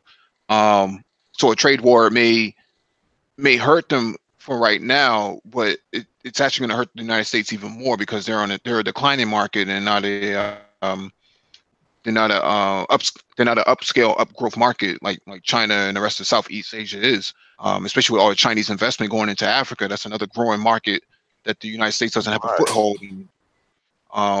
So American vehicles and American products are not making their way into Africa as a growing market because some of these tariffs are actually hurting the production in China that doesn't allow an alternative to be made. Well, Mike, I mean, look at it like this too. You know, not only is that not the case, but hell, you got one of our largest automotive manufacturers saying, okay, well, look, outside of like 1 or 2 models, we're going to stop making cars altogether here. You know, because yeah, right, because they see car ownership in the United States being a lose-lose. It's just not going to happen, especially with the way the economy is declining. Who's going to buy the cars? Not me. No, owning the car would just be a depreciating asset right off the lot. I mean, typically you lose 10% once you drive it off the lot. Now you're looking at 30 to 35% within the first year. Who wants to own that? Who wants to own something like that?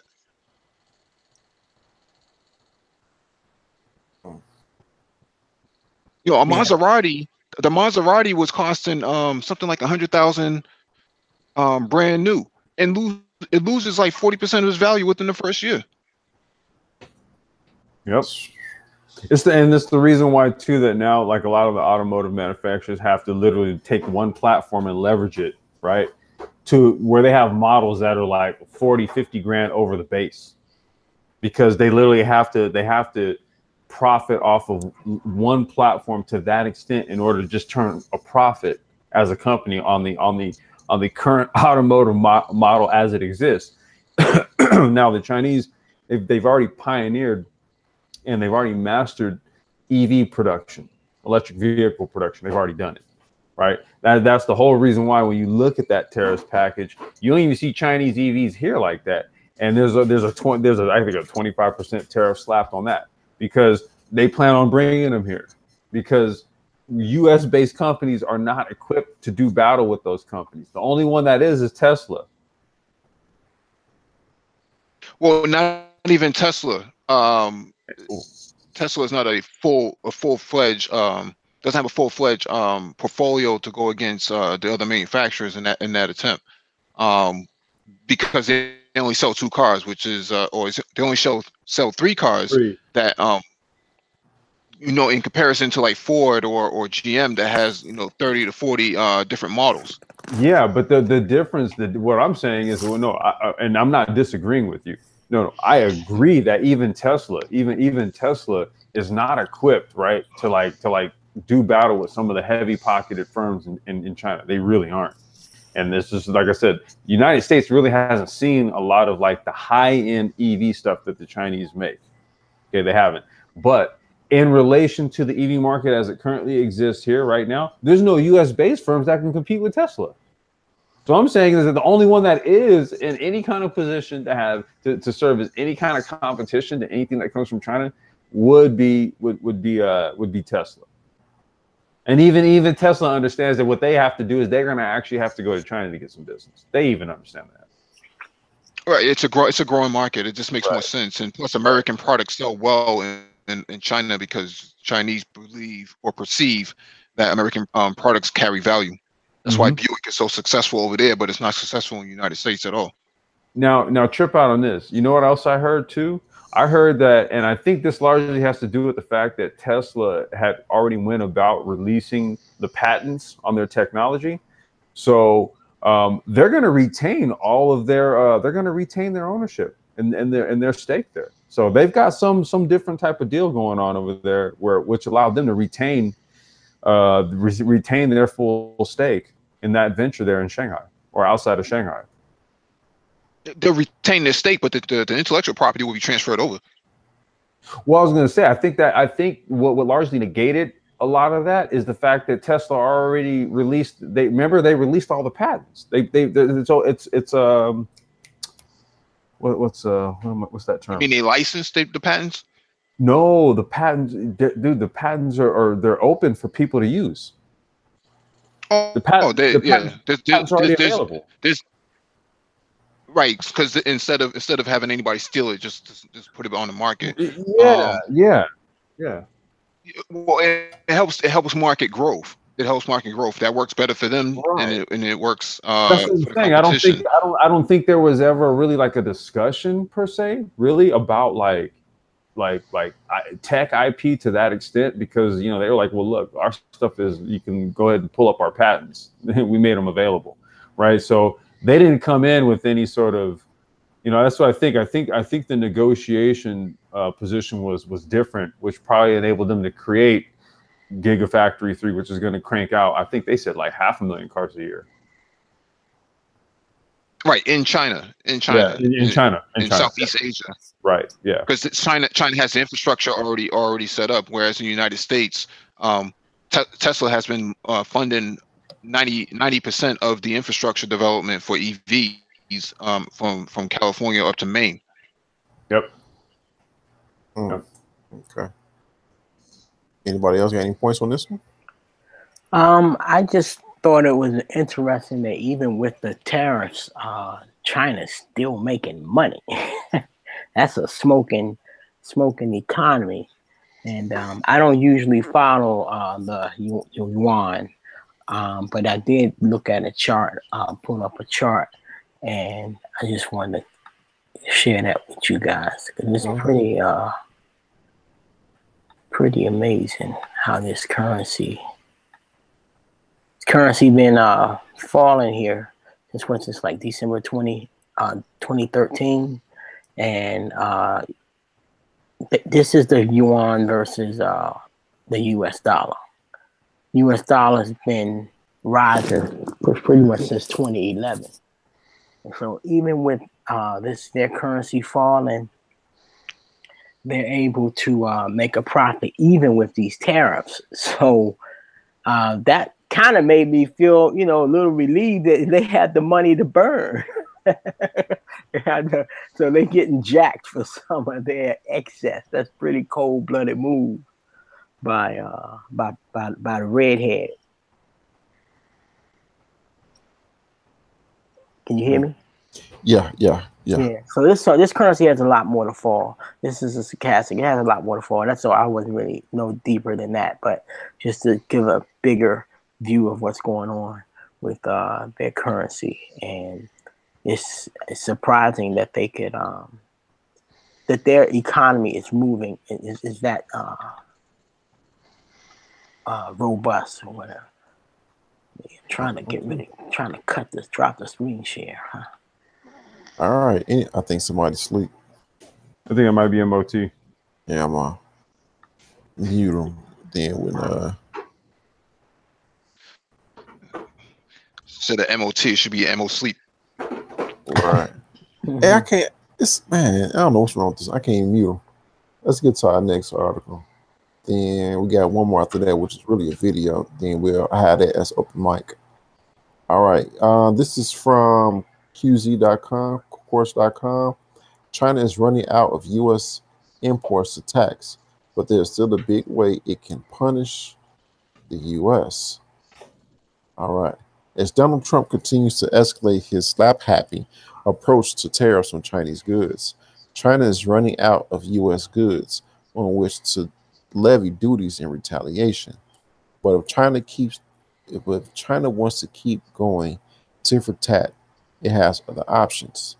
Unlike the U.S. government, the People's Bank of China, China's government-run central bank, directly manages the value of its currency. The Chinese government let the yuan weaken around 4% against the U.S. dollar in the last month, among the sharpest one-month drops in value in its history. The yuan slide has sparked fears that China could turn a trade war into a currency war, as Brad Setzer, economist at the Council of Foreign Relations, phrased it. If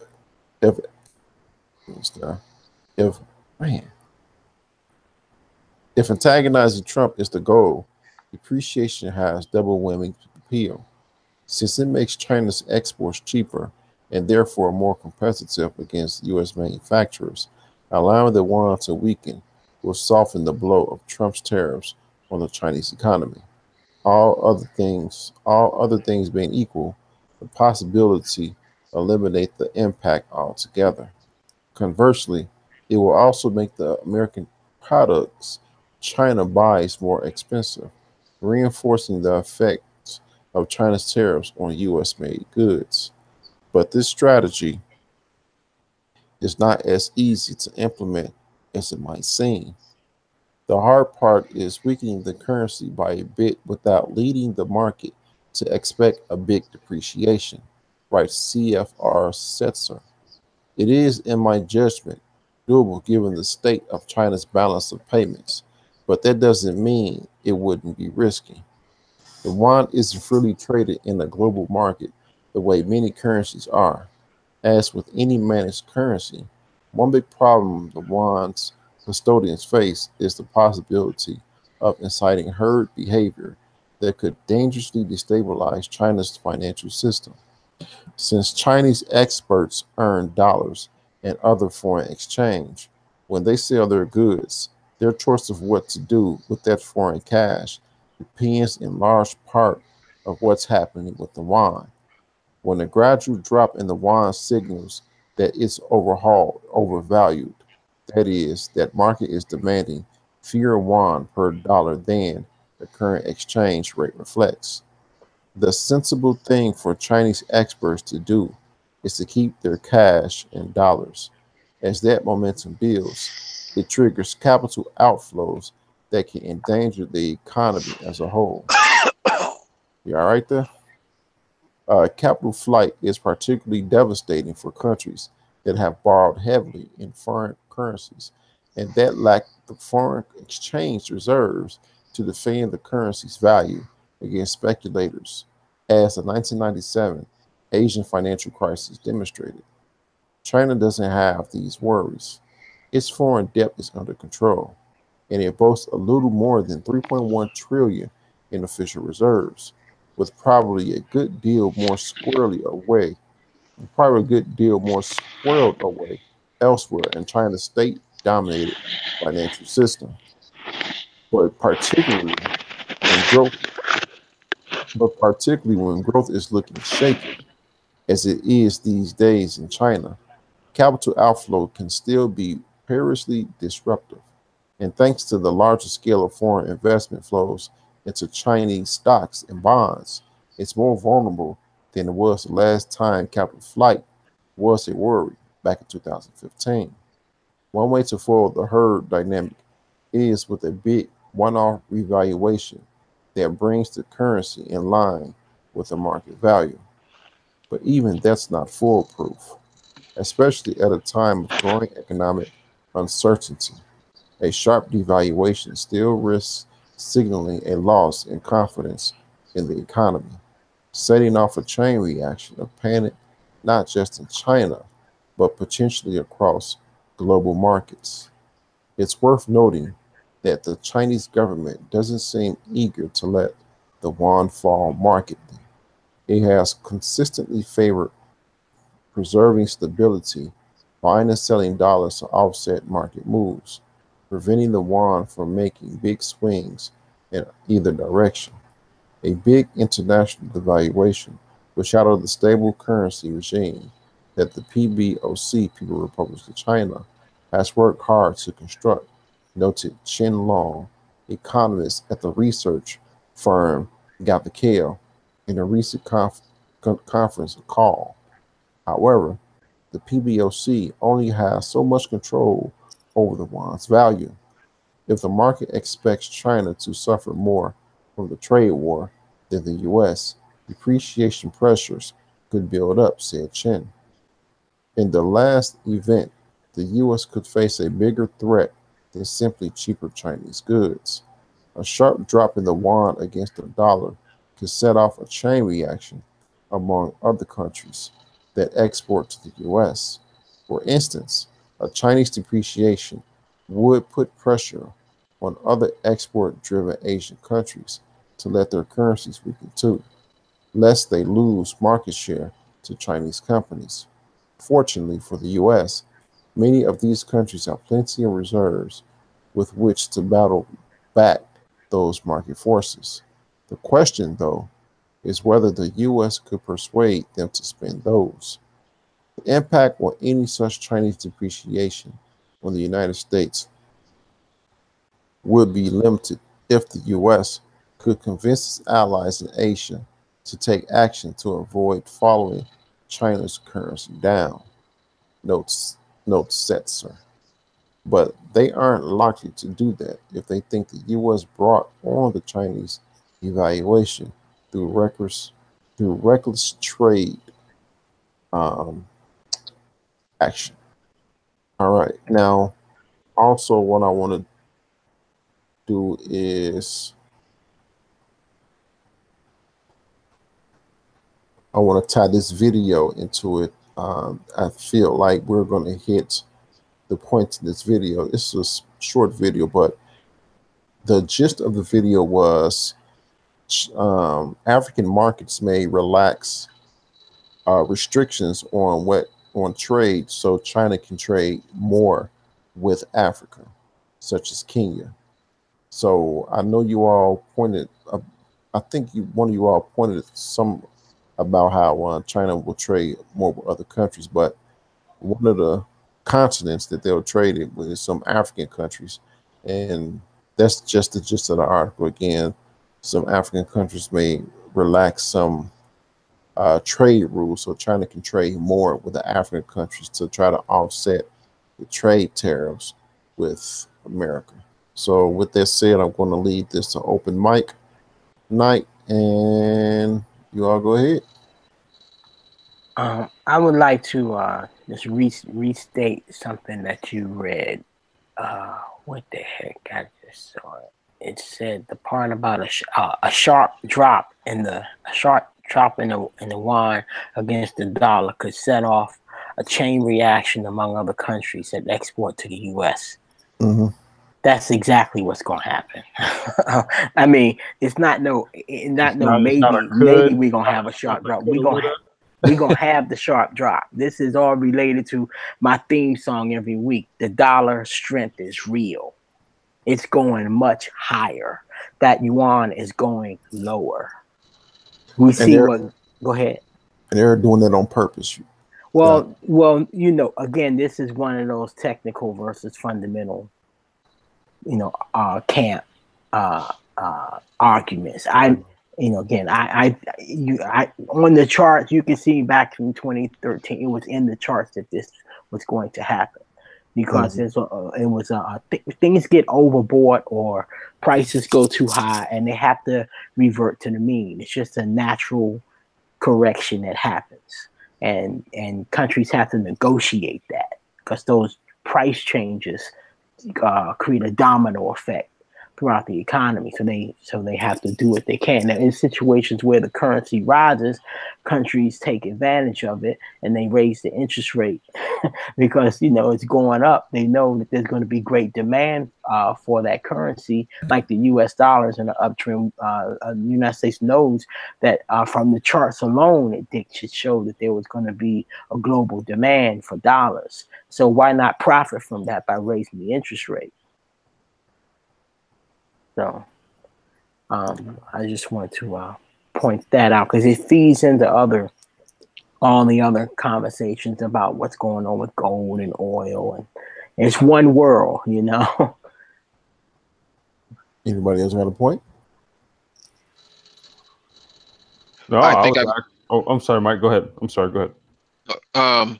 No, just a quick point. I mentioned in the last article that these tariffs on China are actually going to strengthen the relationship between China and Africa. And that next article that you had read, as well as the video you posted, proves my point that this is going to accelerate Africa's growth. So anybody who's trying to do business in Africa would be the time to actually get in, and not later. Africa is at least maybe 10 to 12 years ahead of schedule as to their actual infrastructure development and human development as well.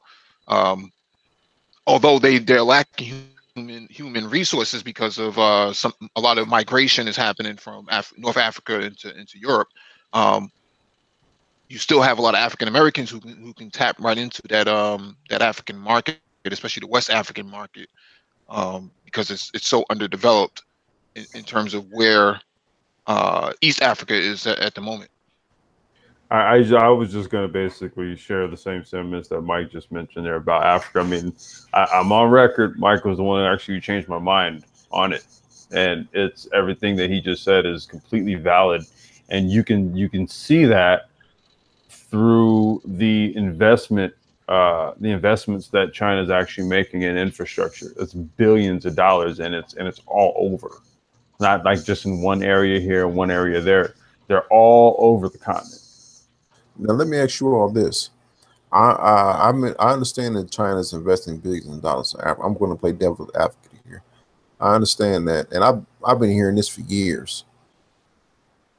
Is there a tipping point when they can no longer invest the billions of dollars into Africa, and B, when they want those roosters to come back to China in some type of way?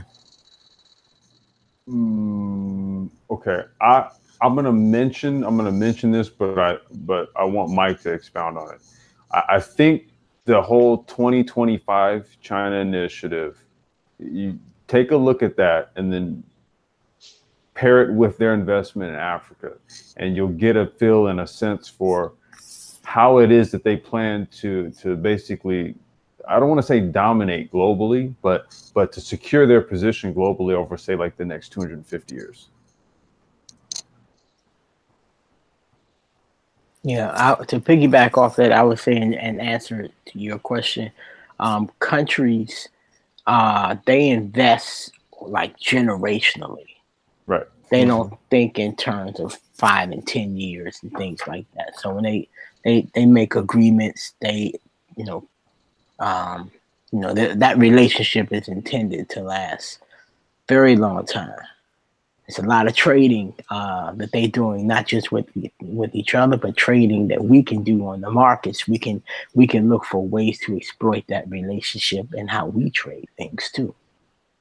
And on the general theme of investment in Africa, I would say, as the dollar is rising, you are richer as an American because you're able to buy more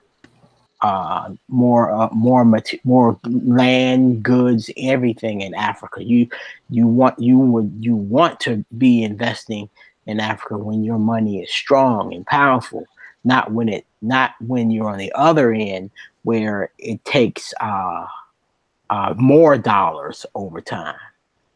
So right now the wind is at your back where your buying power is growing with time as opposed to diminishing with time. So the time is, this is a good time. Okay. Oh, my opinion, to kind of cover where Dollar Will and Ulysses was saying, the China Africa Forum is happening right now this week. Just as a coincidence. So they're talking about strengthening ties and doing more business. So now you're going to have more African goods being manufactured in Africa being exported to China now, or to Southeast Asia. Where's the forum? Like on the C on the YouTube channel? What's that? CGTN? Yeah. There's actually it's the BRICS forum first. The BRICS forum was last week, but this forum now is the China Africa Forum. It's basically an extension of the BRICS. And Xi Jinping, which is the president of China, is actually coming to Africa right now. He's gonna be visiting 4 of the biggest African countries on the continent to solidify their position there. And I was just looking at something the other day or this morning that China helped build the biggest bridge in Africa in Mozambique. I think it's like 168 kilometers. They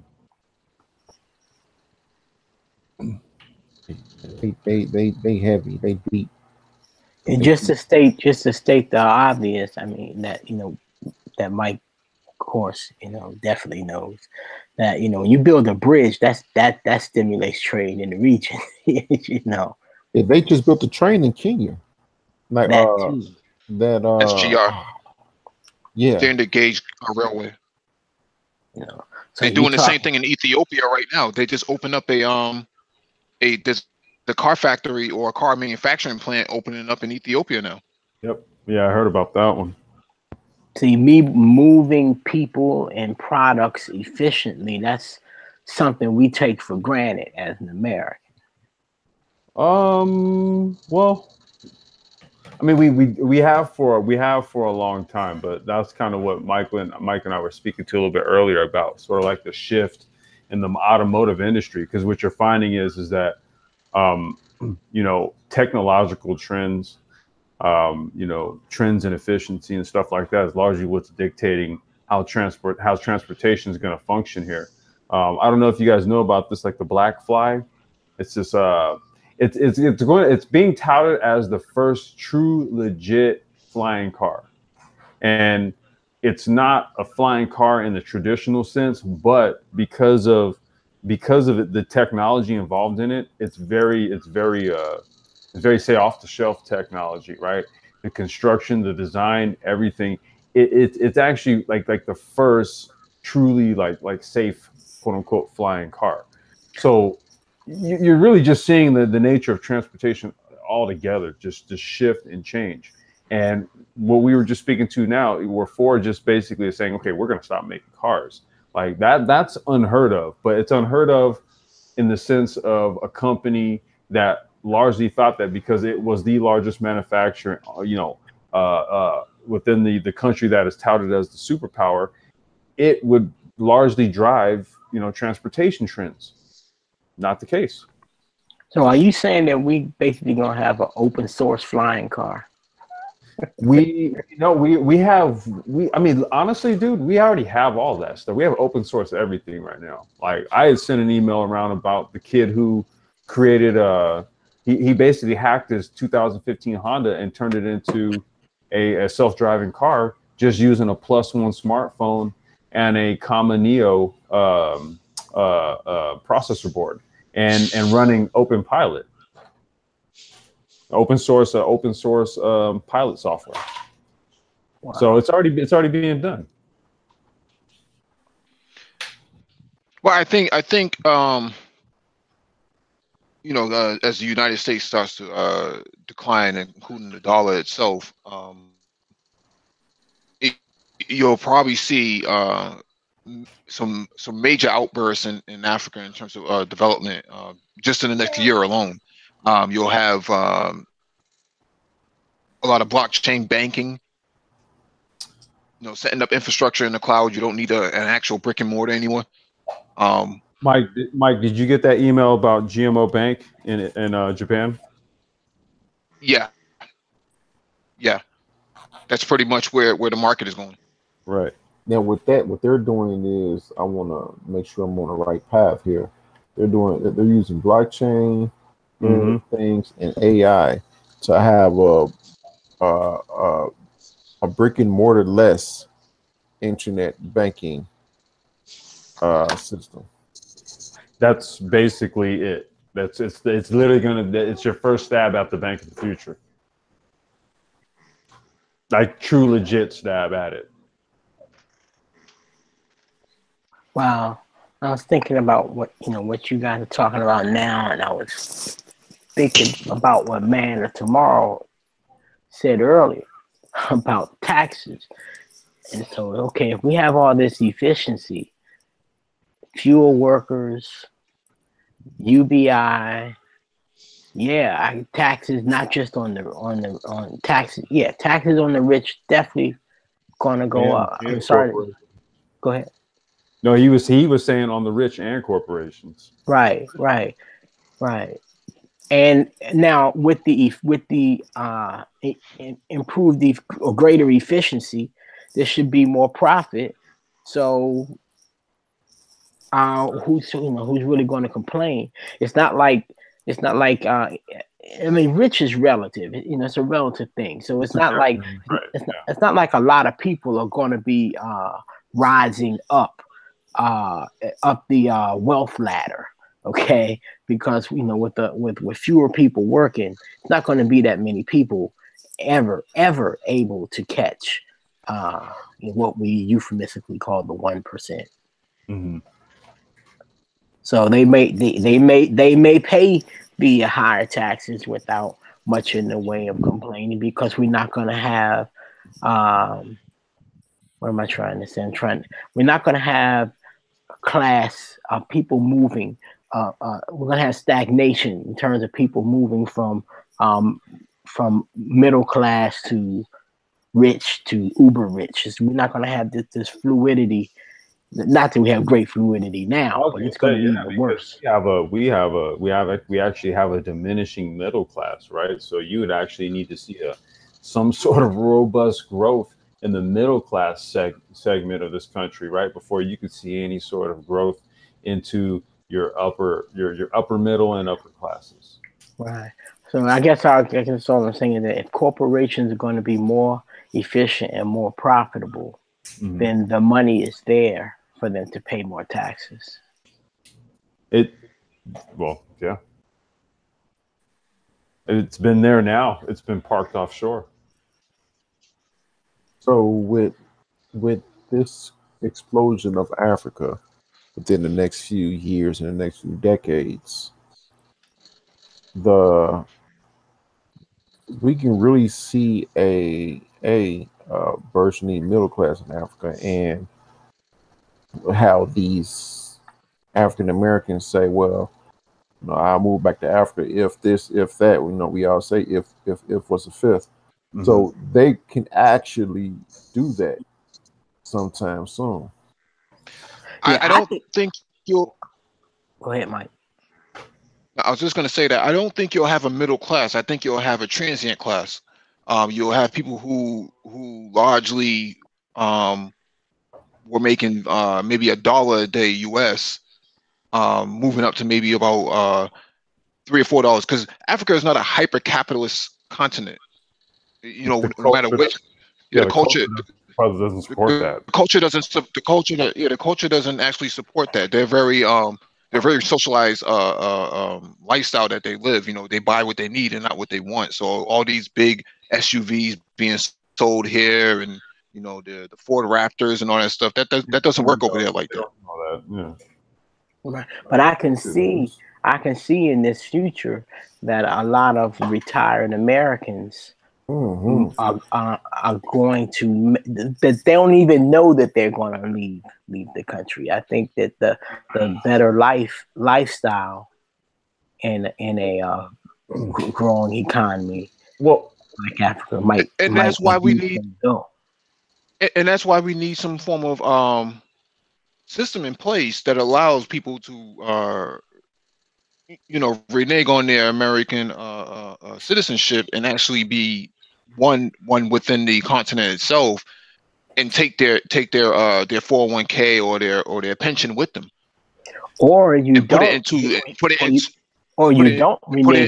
a. Go ahead, Mike. Well, because you have to pay taxes. You have to pay taxes on it. That's why I'm saying renege on it. Because what happens is you'll be living in Africa and you'll be paying taxes in Africa. You'll also be paying taxes in the United States, and it doesn't make any sense, because if you don't live there, what's the point? Well, I think it's going to be interesting to see what happens if for countries that want the Americans there, they may offer some kind of tax break for them to come and maintain their American citizenship. Like how does Ghana's dual citizenship work? I'm just asking, rhetorically. Mike, let me ask you a question. Now, there was I recall that we spoke on, it was like on a previous hangout. We spoke about there was some firm that was actually that would take your 401k, right, and convert it into a crypto. Mm-hmm. Now, would that be an option? Not necessarily, because that was used for gambling, right? So not gambling, but it was used for investment, so that you wouldn't have to pay taxes on your 401k or your IRA. It's really IRA that they were looking at. But it was IRA. I'm sorry, that's right. That's what it was. It was IRA. Yeah, it's really IRA. But right. What I'm saying here is this gives us an opportunity to create a a financial structure that takes 401k to IRAs and pensions and put them into cryptocurrencies and actually boost up the value of it, matching the volatility of the top coin, which would be BTC. BTC, right? And that's what I was saying. Like that could be a legitimate. I don't want to refer to it as a workaround, but a legitimate solution to that issue, if you will, about having to pay double, essentially. Double. Right. Yeah, but if you go to another country and you're buying property, a lot of countries give you a break when you do that. Well, I mean, and let's. If you park a large amount of money in the bank. I know Meritis does that. I think it's $1 million. Well, I was going to say, that's something that Noah and I spoke to on a prior hangout about the benefits of incorporating in other countries, because just the mere fact that you come from another country and you incorporate, typically there's going to be some sort of citizenry incentive along with that. So if you're going there, with an entrepreneurial spirit, at least to some extent or some degree, that there's going to be some citizenship advantages to that. Well, even if you have no entrepreneurial spirit, but you have lots of U.S. dollars, you're gonna. Oh well, that's another stimulus to that. If you park some of that money in a bank account there, then yeah. And not only that, not just the money, but you are still an American, so you have gotten accustomed to living a certain standard. So you're gonna go over there and try to recreate little America over there. You're gonna spend a lot of money trying to recreate American comfort there. Yeah. I think it comes down to the end. What's going on? Oh, okay. Hey, what's going up? on, We got man? a couple. We got Nagone and What's up, Noah joined us. Noah, what's up? What's good, man? The whole family's here. Yes, sir. Yeah. I was just gonna say, I think it comes down to the money. I think that's what it really comes down to. I think the whole thing with like Ghana and some of these other countries that are offering up citizenship to you is not for you just to come in there and just to be a citizen, but they definitely want you coming there spending that money, because that's what's going to certainly enrich the country. So I think it's all about the Benjamins, man. That's why they really want you to come in there into that country to spend money, retirement money or investment money. Either way, they want you. Money is money. And they want you to have money when you hit the border. Yeah. That's a fact. Not what you. I'd say Ghana is the most famous one for having citizenship for the diaspora. So if you're an African American, you can apply to have your citizenship, fast tracked. But there are other countries also that are willing to offer it. Isn't South Africa one of them? Yes. Oh, is South Africa too? Okay. Yeah. Zimbabwe as well. Really? Sure. Yeah. If you come with a delegation, African Americans, and you got some investment money to, all together, you guys also will, be able to negotiate that with basically any African country. Yeah. I remember looking at a documentary years ago how these African Americans went down to South Africa. One was a doctor, one worked in transportation, and they went down there and they did very well. I think it's called Blacks Without Borders. Yeah, that's right. This was like 5 to 7 years ago, right? Yeah, the documentary's pretty old. Yeah. Because I remember one guy, he went down there. He was a doctor. And I think it was a woman. She went down there. She was a jeweler. And there was another woman. She showed her house. Man, her house was like on this hill or something. Man, it was nice. It was nice. Yeah. Right. And just to adjust Dollar Will, what he's saying earlier about recreating American comfort, I think you could get more comfort per dollar over there than you would in the United States. Absolutely. In Africa, general, the amount of money that you guys make right now, you guys could have, a maid, a gardener, a chef, all of that. You talking about in Africa in general? In general, yes. Okay. There might be, some places maybe not so much, but generally speaking, yes. Well, one of the I have a friend. Oh, so I have a friend in Uganda named Joe Malungo.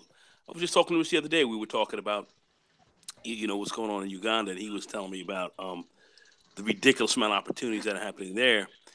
Right now, he said, Carl, he said, if you're making $55,000 a year, okay, just that. He says, in Uganda, you're living like a king, man.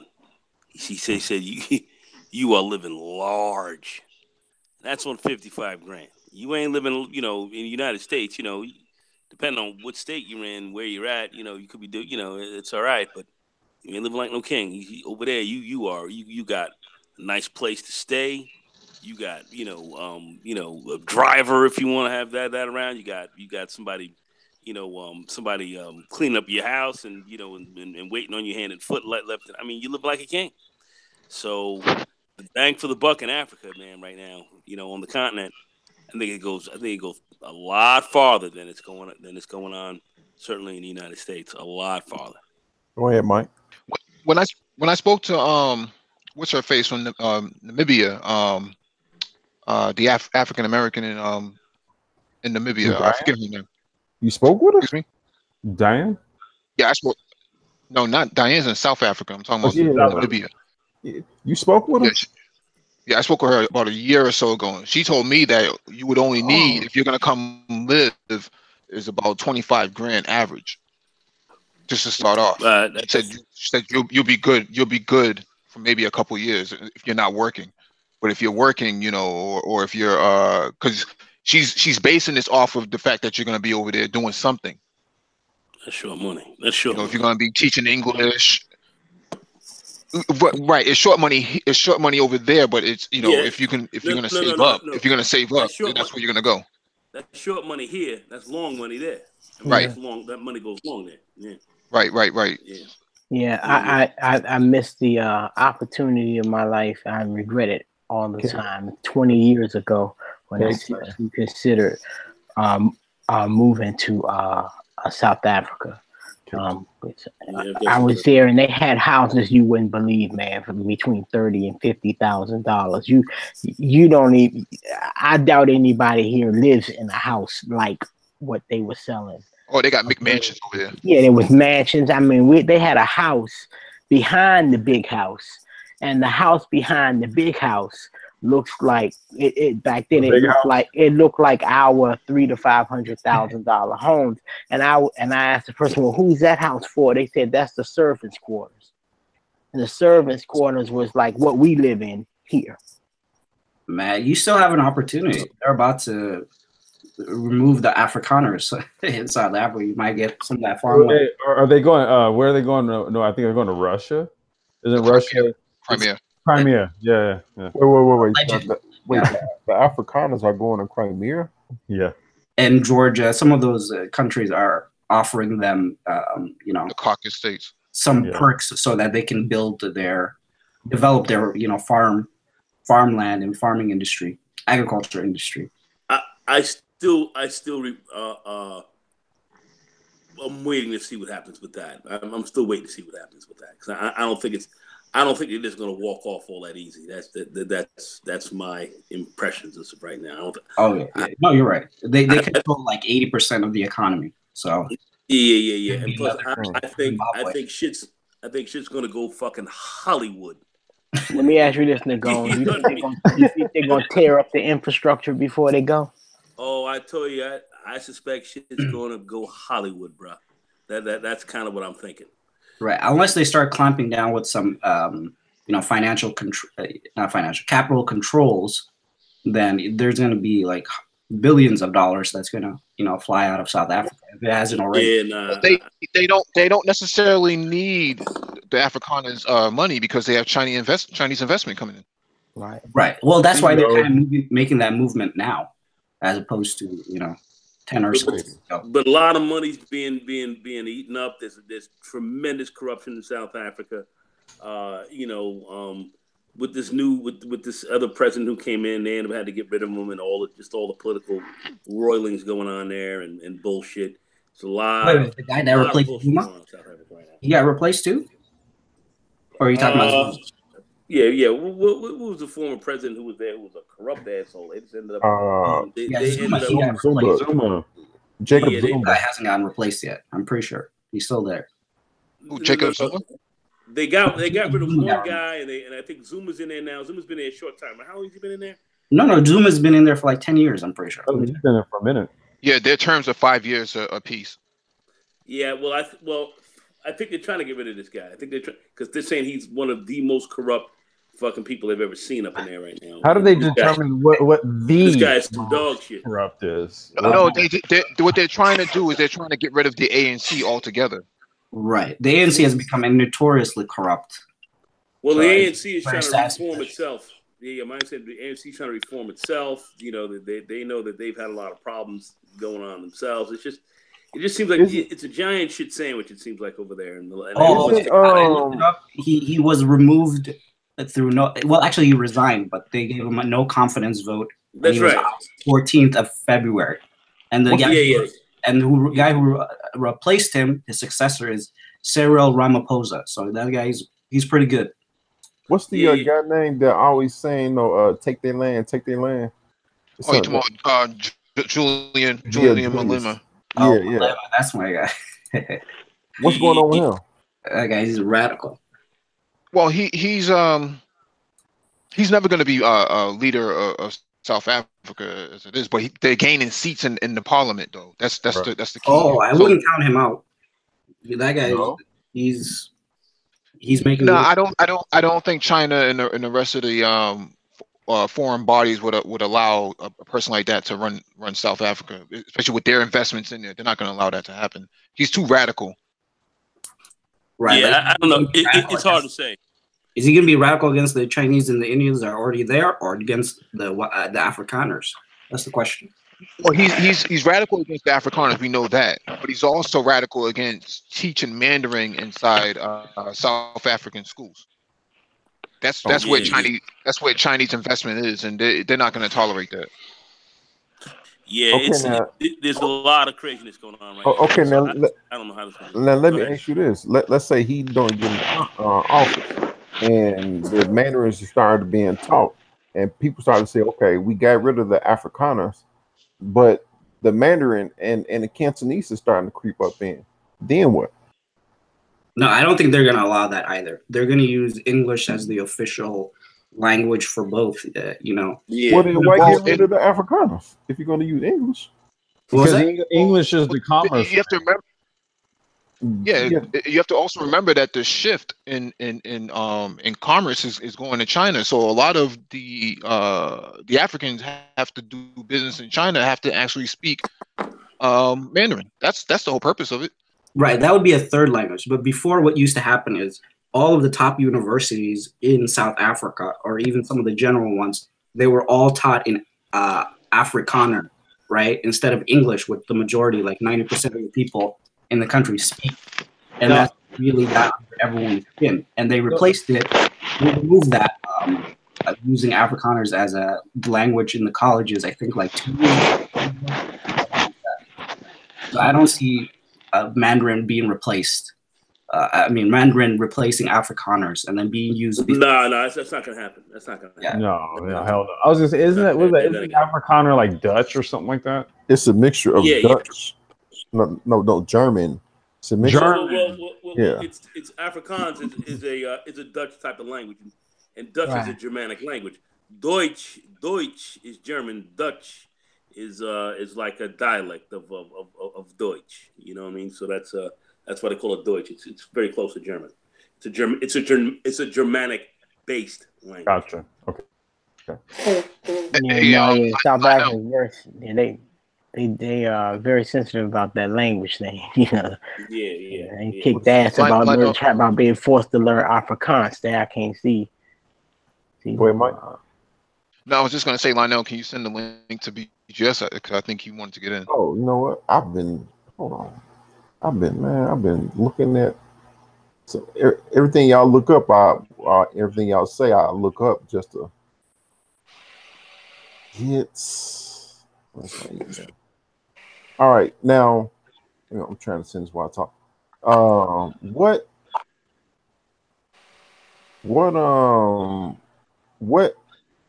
I want to say, what would be the ideal country? I know something in East Africa, for me at least. Ideal country for you or for In what? general, like for Black Americans. Okay. Anywhere that speaks English. Yeah. Hey, BG, I'm about to send the link.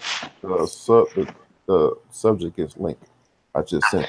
I wouldn't limit yourselves to just English. There's a lot of other countries that they don't speak English that you could look into visiting or even living in. Now, for I me hear you, personally, but the English speaking thing, I don't see no rush of us trying to go learn other languages right now. I think Right. the English thing is most practical.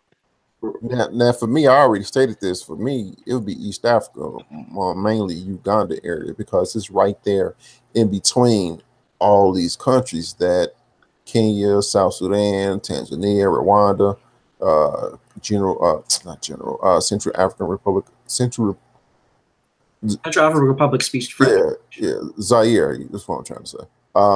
They speak French. All right. But on With the a border, francophone country. they would mainly speak both. But still, it's in between those up and coming countries, and the Uganda itself is up and coming country. And that a few weeks ago, Right. yeah, Rwanda. A few weeks ago, me and Mike talked about it was a video by the president Museveni, how he was saying Uganda is not as tribal as other countries, and he compared it with Kenya. Well, you like I said, I got a friend there, Joe Malongo. All right, I know him very well. He's trying to actually get me involved in the business there, but I can be very frank with you. They ain't taking no Chinese, man. As no language up in there. That shit ain't happening. They're rolling with English pretty much, and they're open to bring a lot of different type of business interests in there. They're starting to make cars there and stuff like that right now. You got the Chinese in there investing heavily. Which country are you talking about? Uganda. Yeah. Uganda.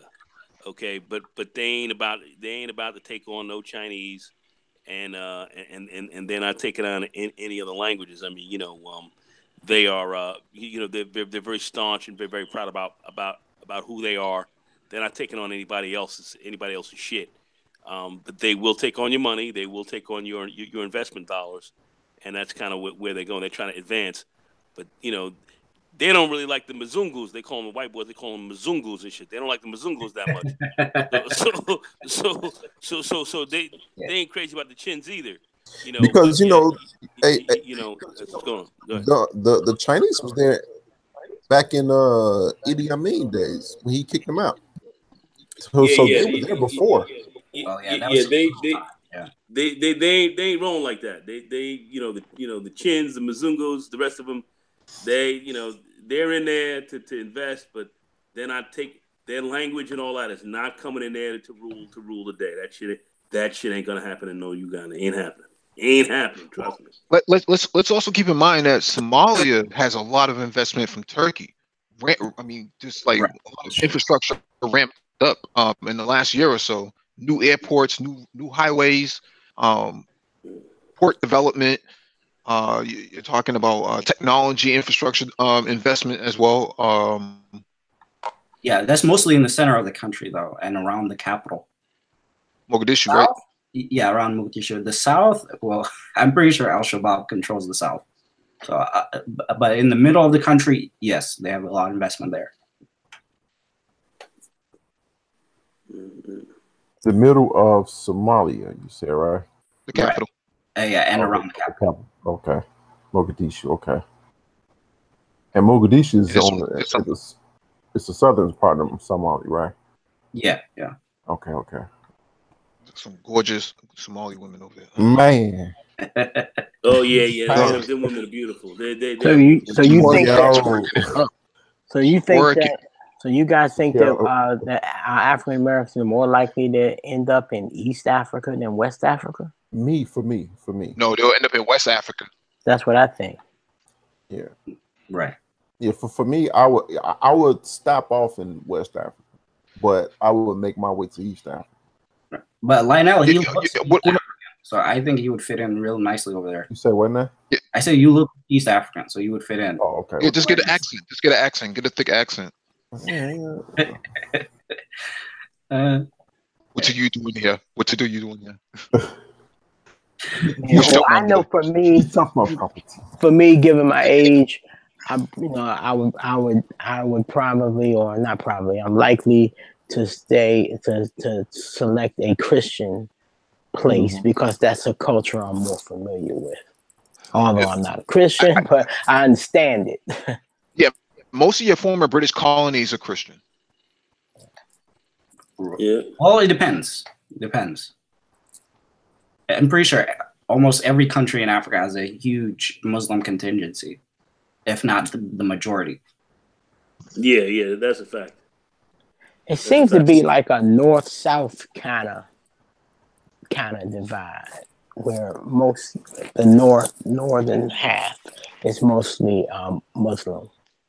Right. The north, the west, they're more like the 90%. They middle probably about like 30%. The south, maybe around 40%. But it's also the fastest growing religion in Africa. So by 2050, they'll probably be more than 50% of the continent. Right. You know who you know who got some beautiful women and it's Muslim? Senegal.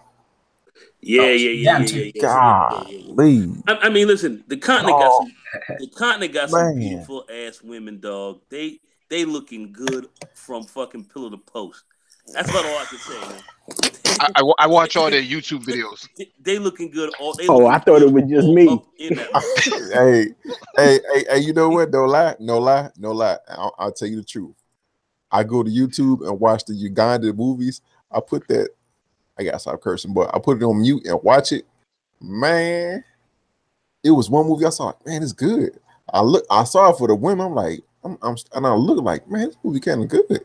But I had it on mute. Because sometimes what they do is they dub it, like they dub over it, and the redub is like terrible. So I put it on mute. But the movie was kind of good, but the women were fine. They walking around with small waist, big fat asses and all that kind. Oh fuck. You see, that's all over the continent. I'm just saying they're beautiful women up in there, man. I mean, my man Ghana Dan too, but he's not up in here. He don't want to tell you he's up in here. He got a wife here, but he got wifed up down there, man. Yeah, he got wifed up down there. Cape Verdean women too. Cape Verdean women look. Forget about it. Yeah. I'm telling you. And Wait, Ghana Dan's on that polygamy? Damn. Yo, Ghana Dan, he talking about, man, y'all got your dicks out, man. Y'all worried about it, but he damn sure had his dick out as well. Damn, man, he got him a wife. He ain't fucking right.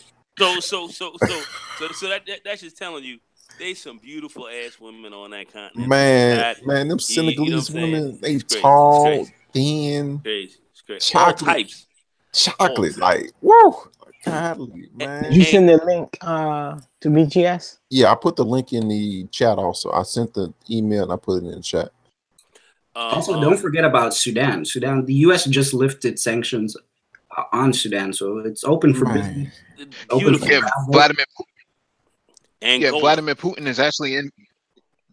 I was just going to say that Vladimir Putin is actually making some investments for Russia inside Sudan this week. They're going to have a military-to-military cooperation as well as business-to-business cooperation going forward. So everybody's jumping on the continent right now. That's what kind of makes me angry about people talking about Pan-Africanism. Except us.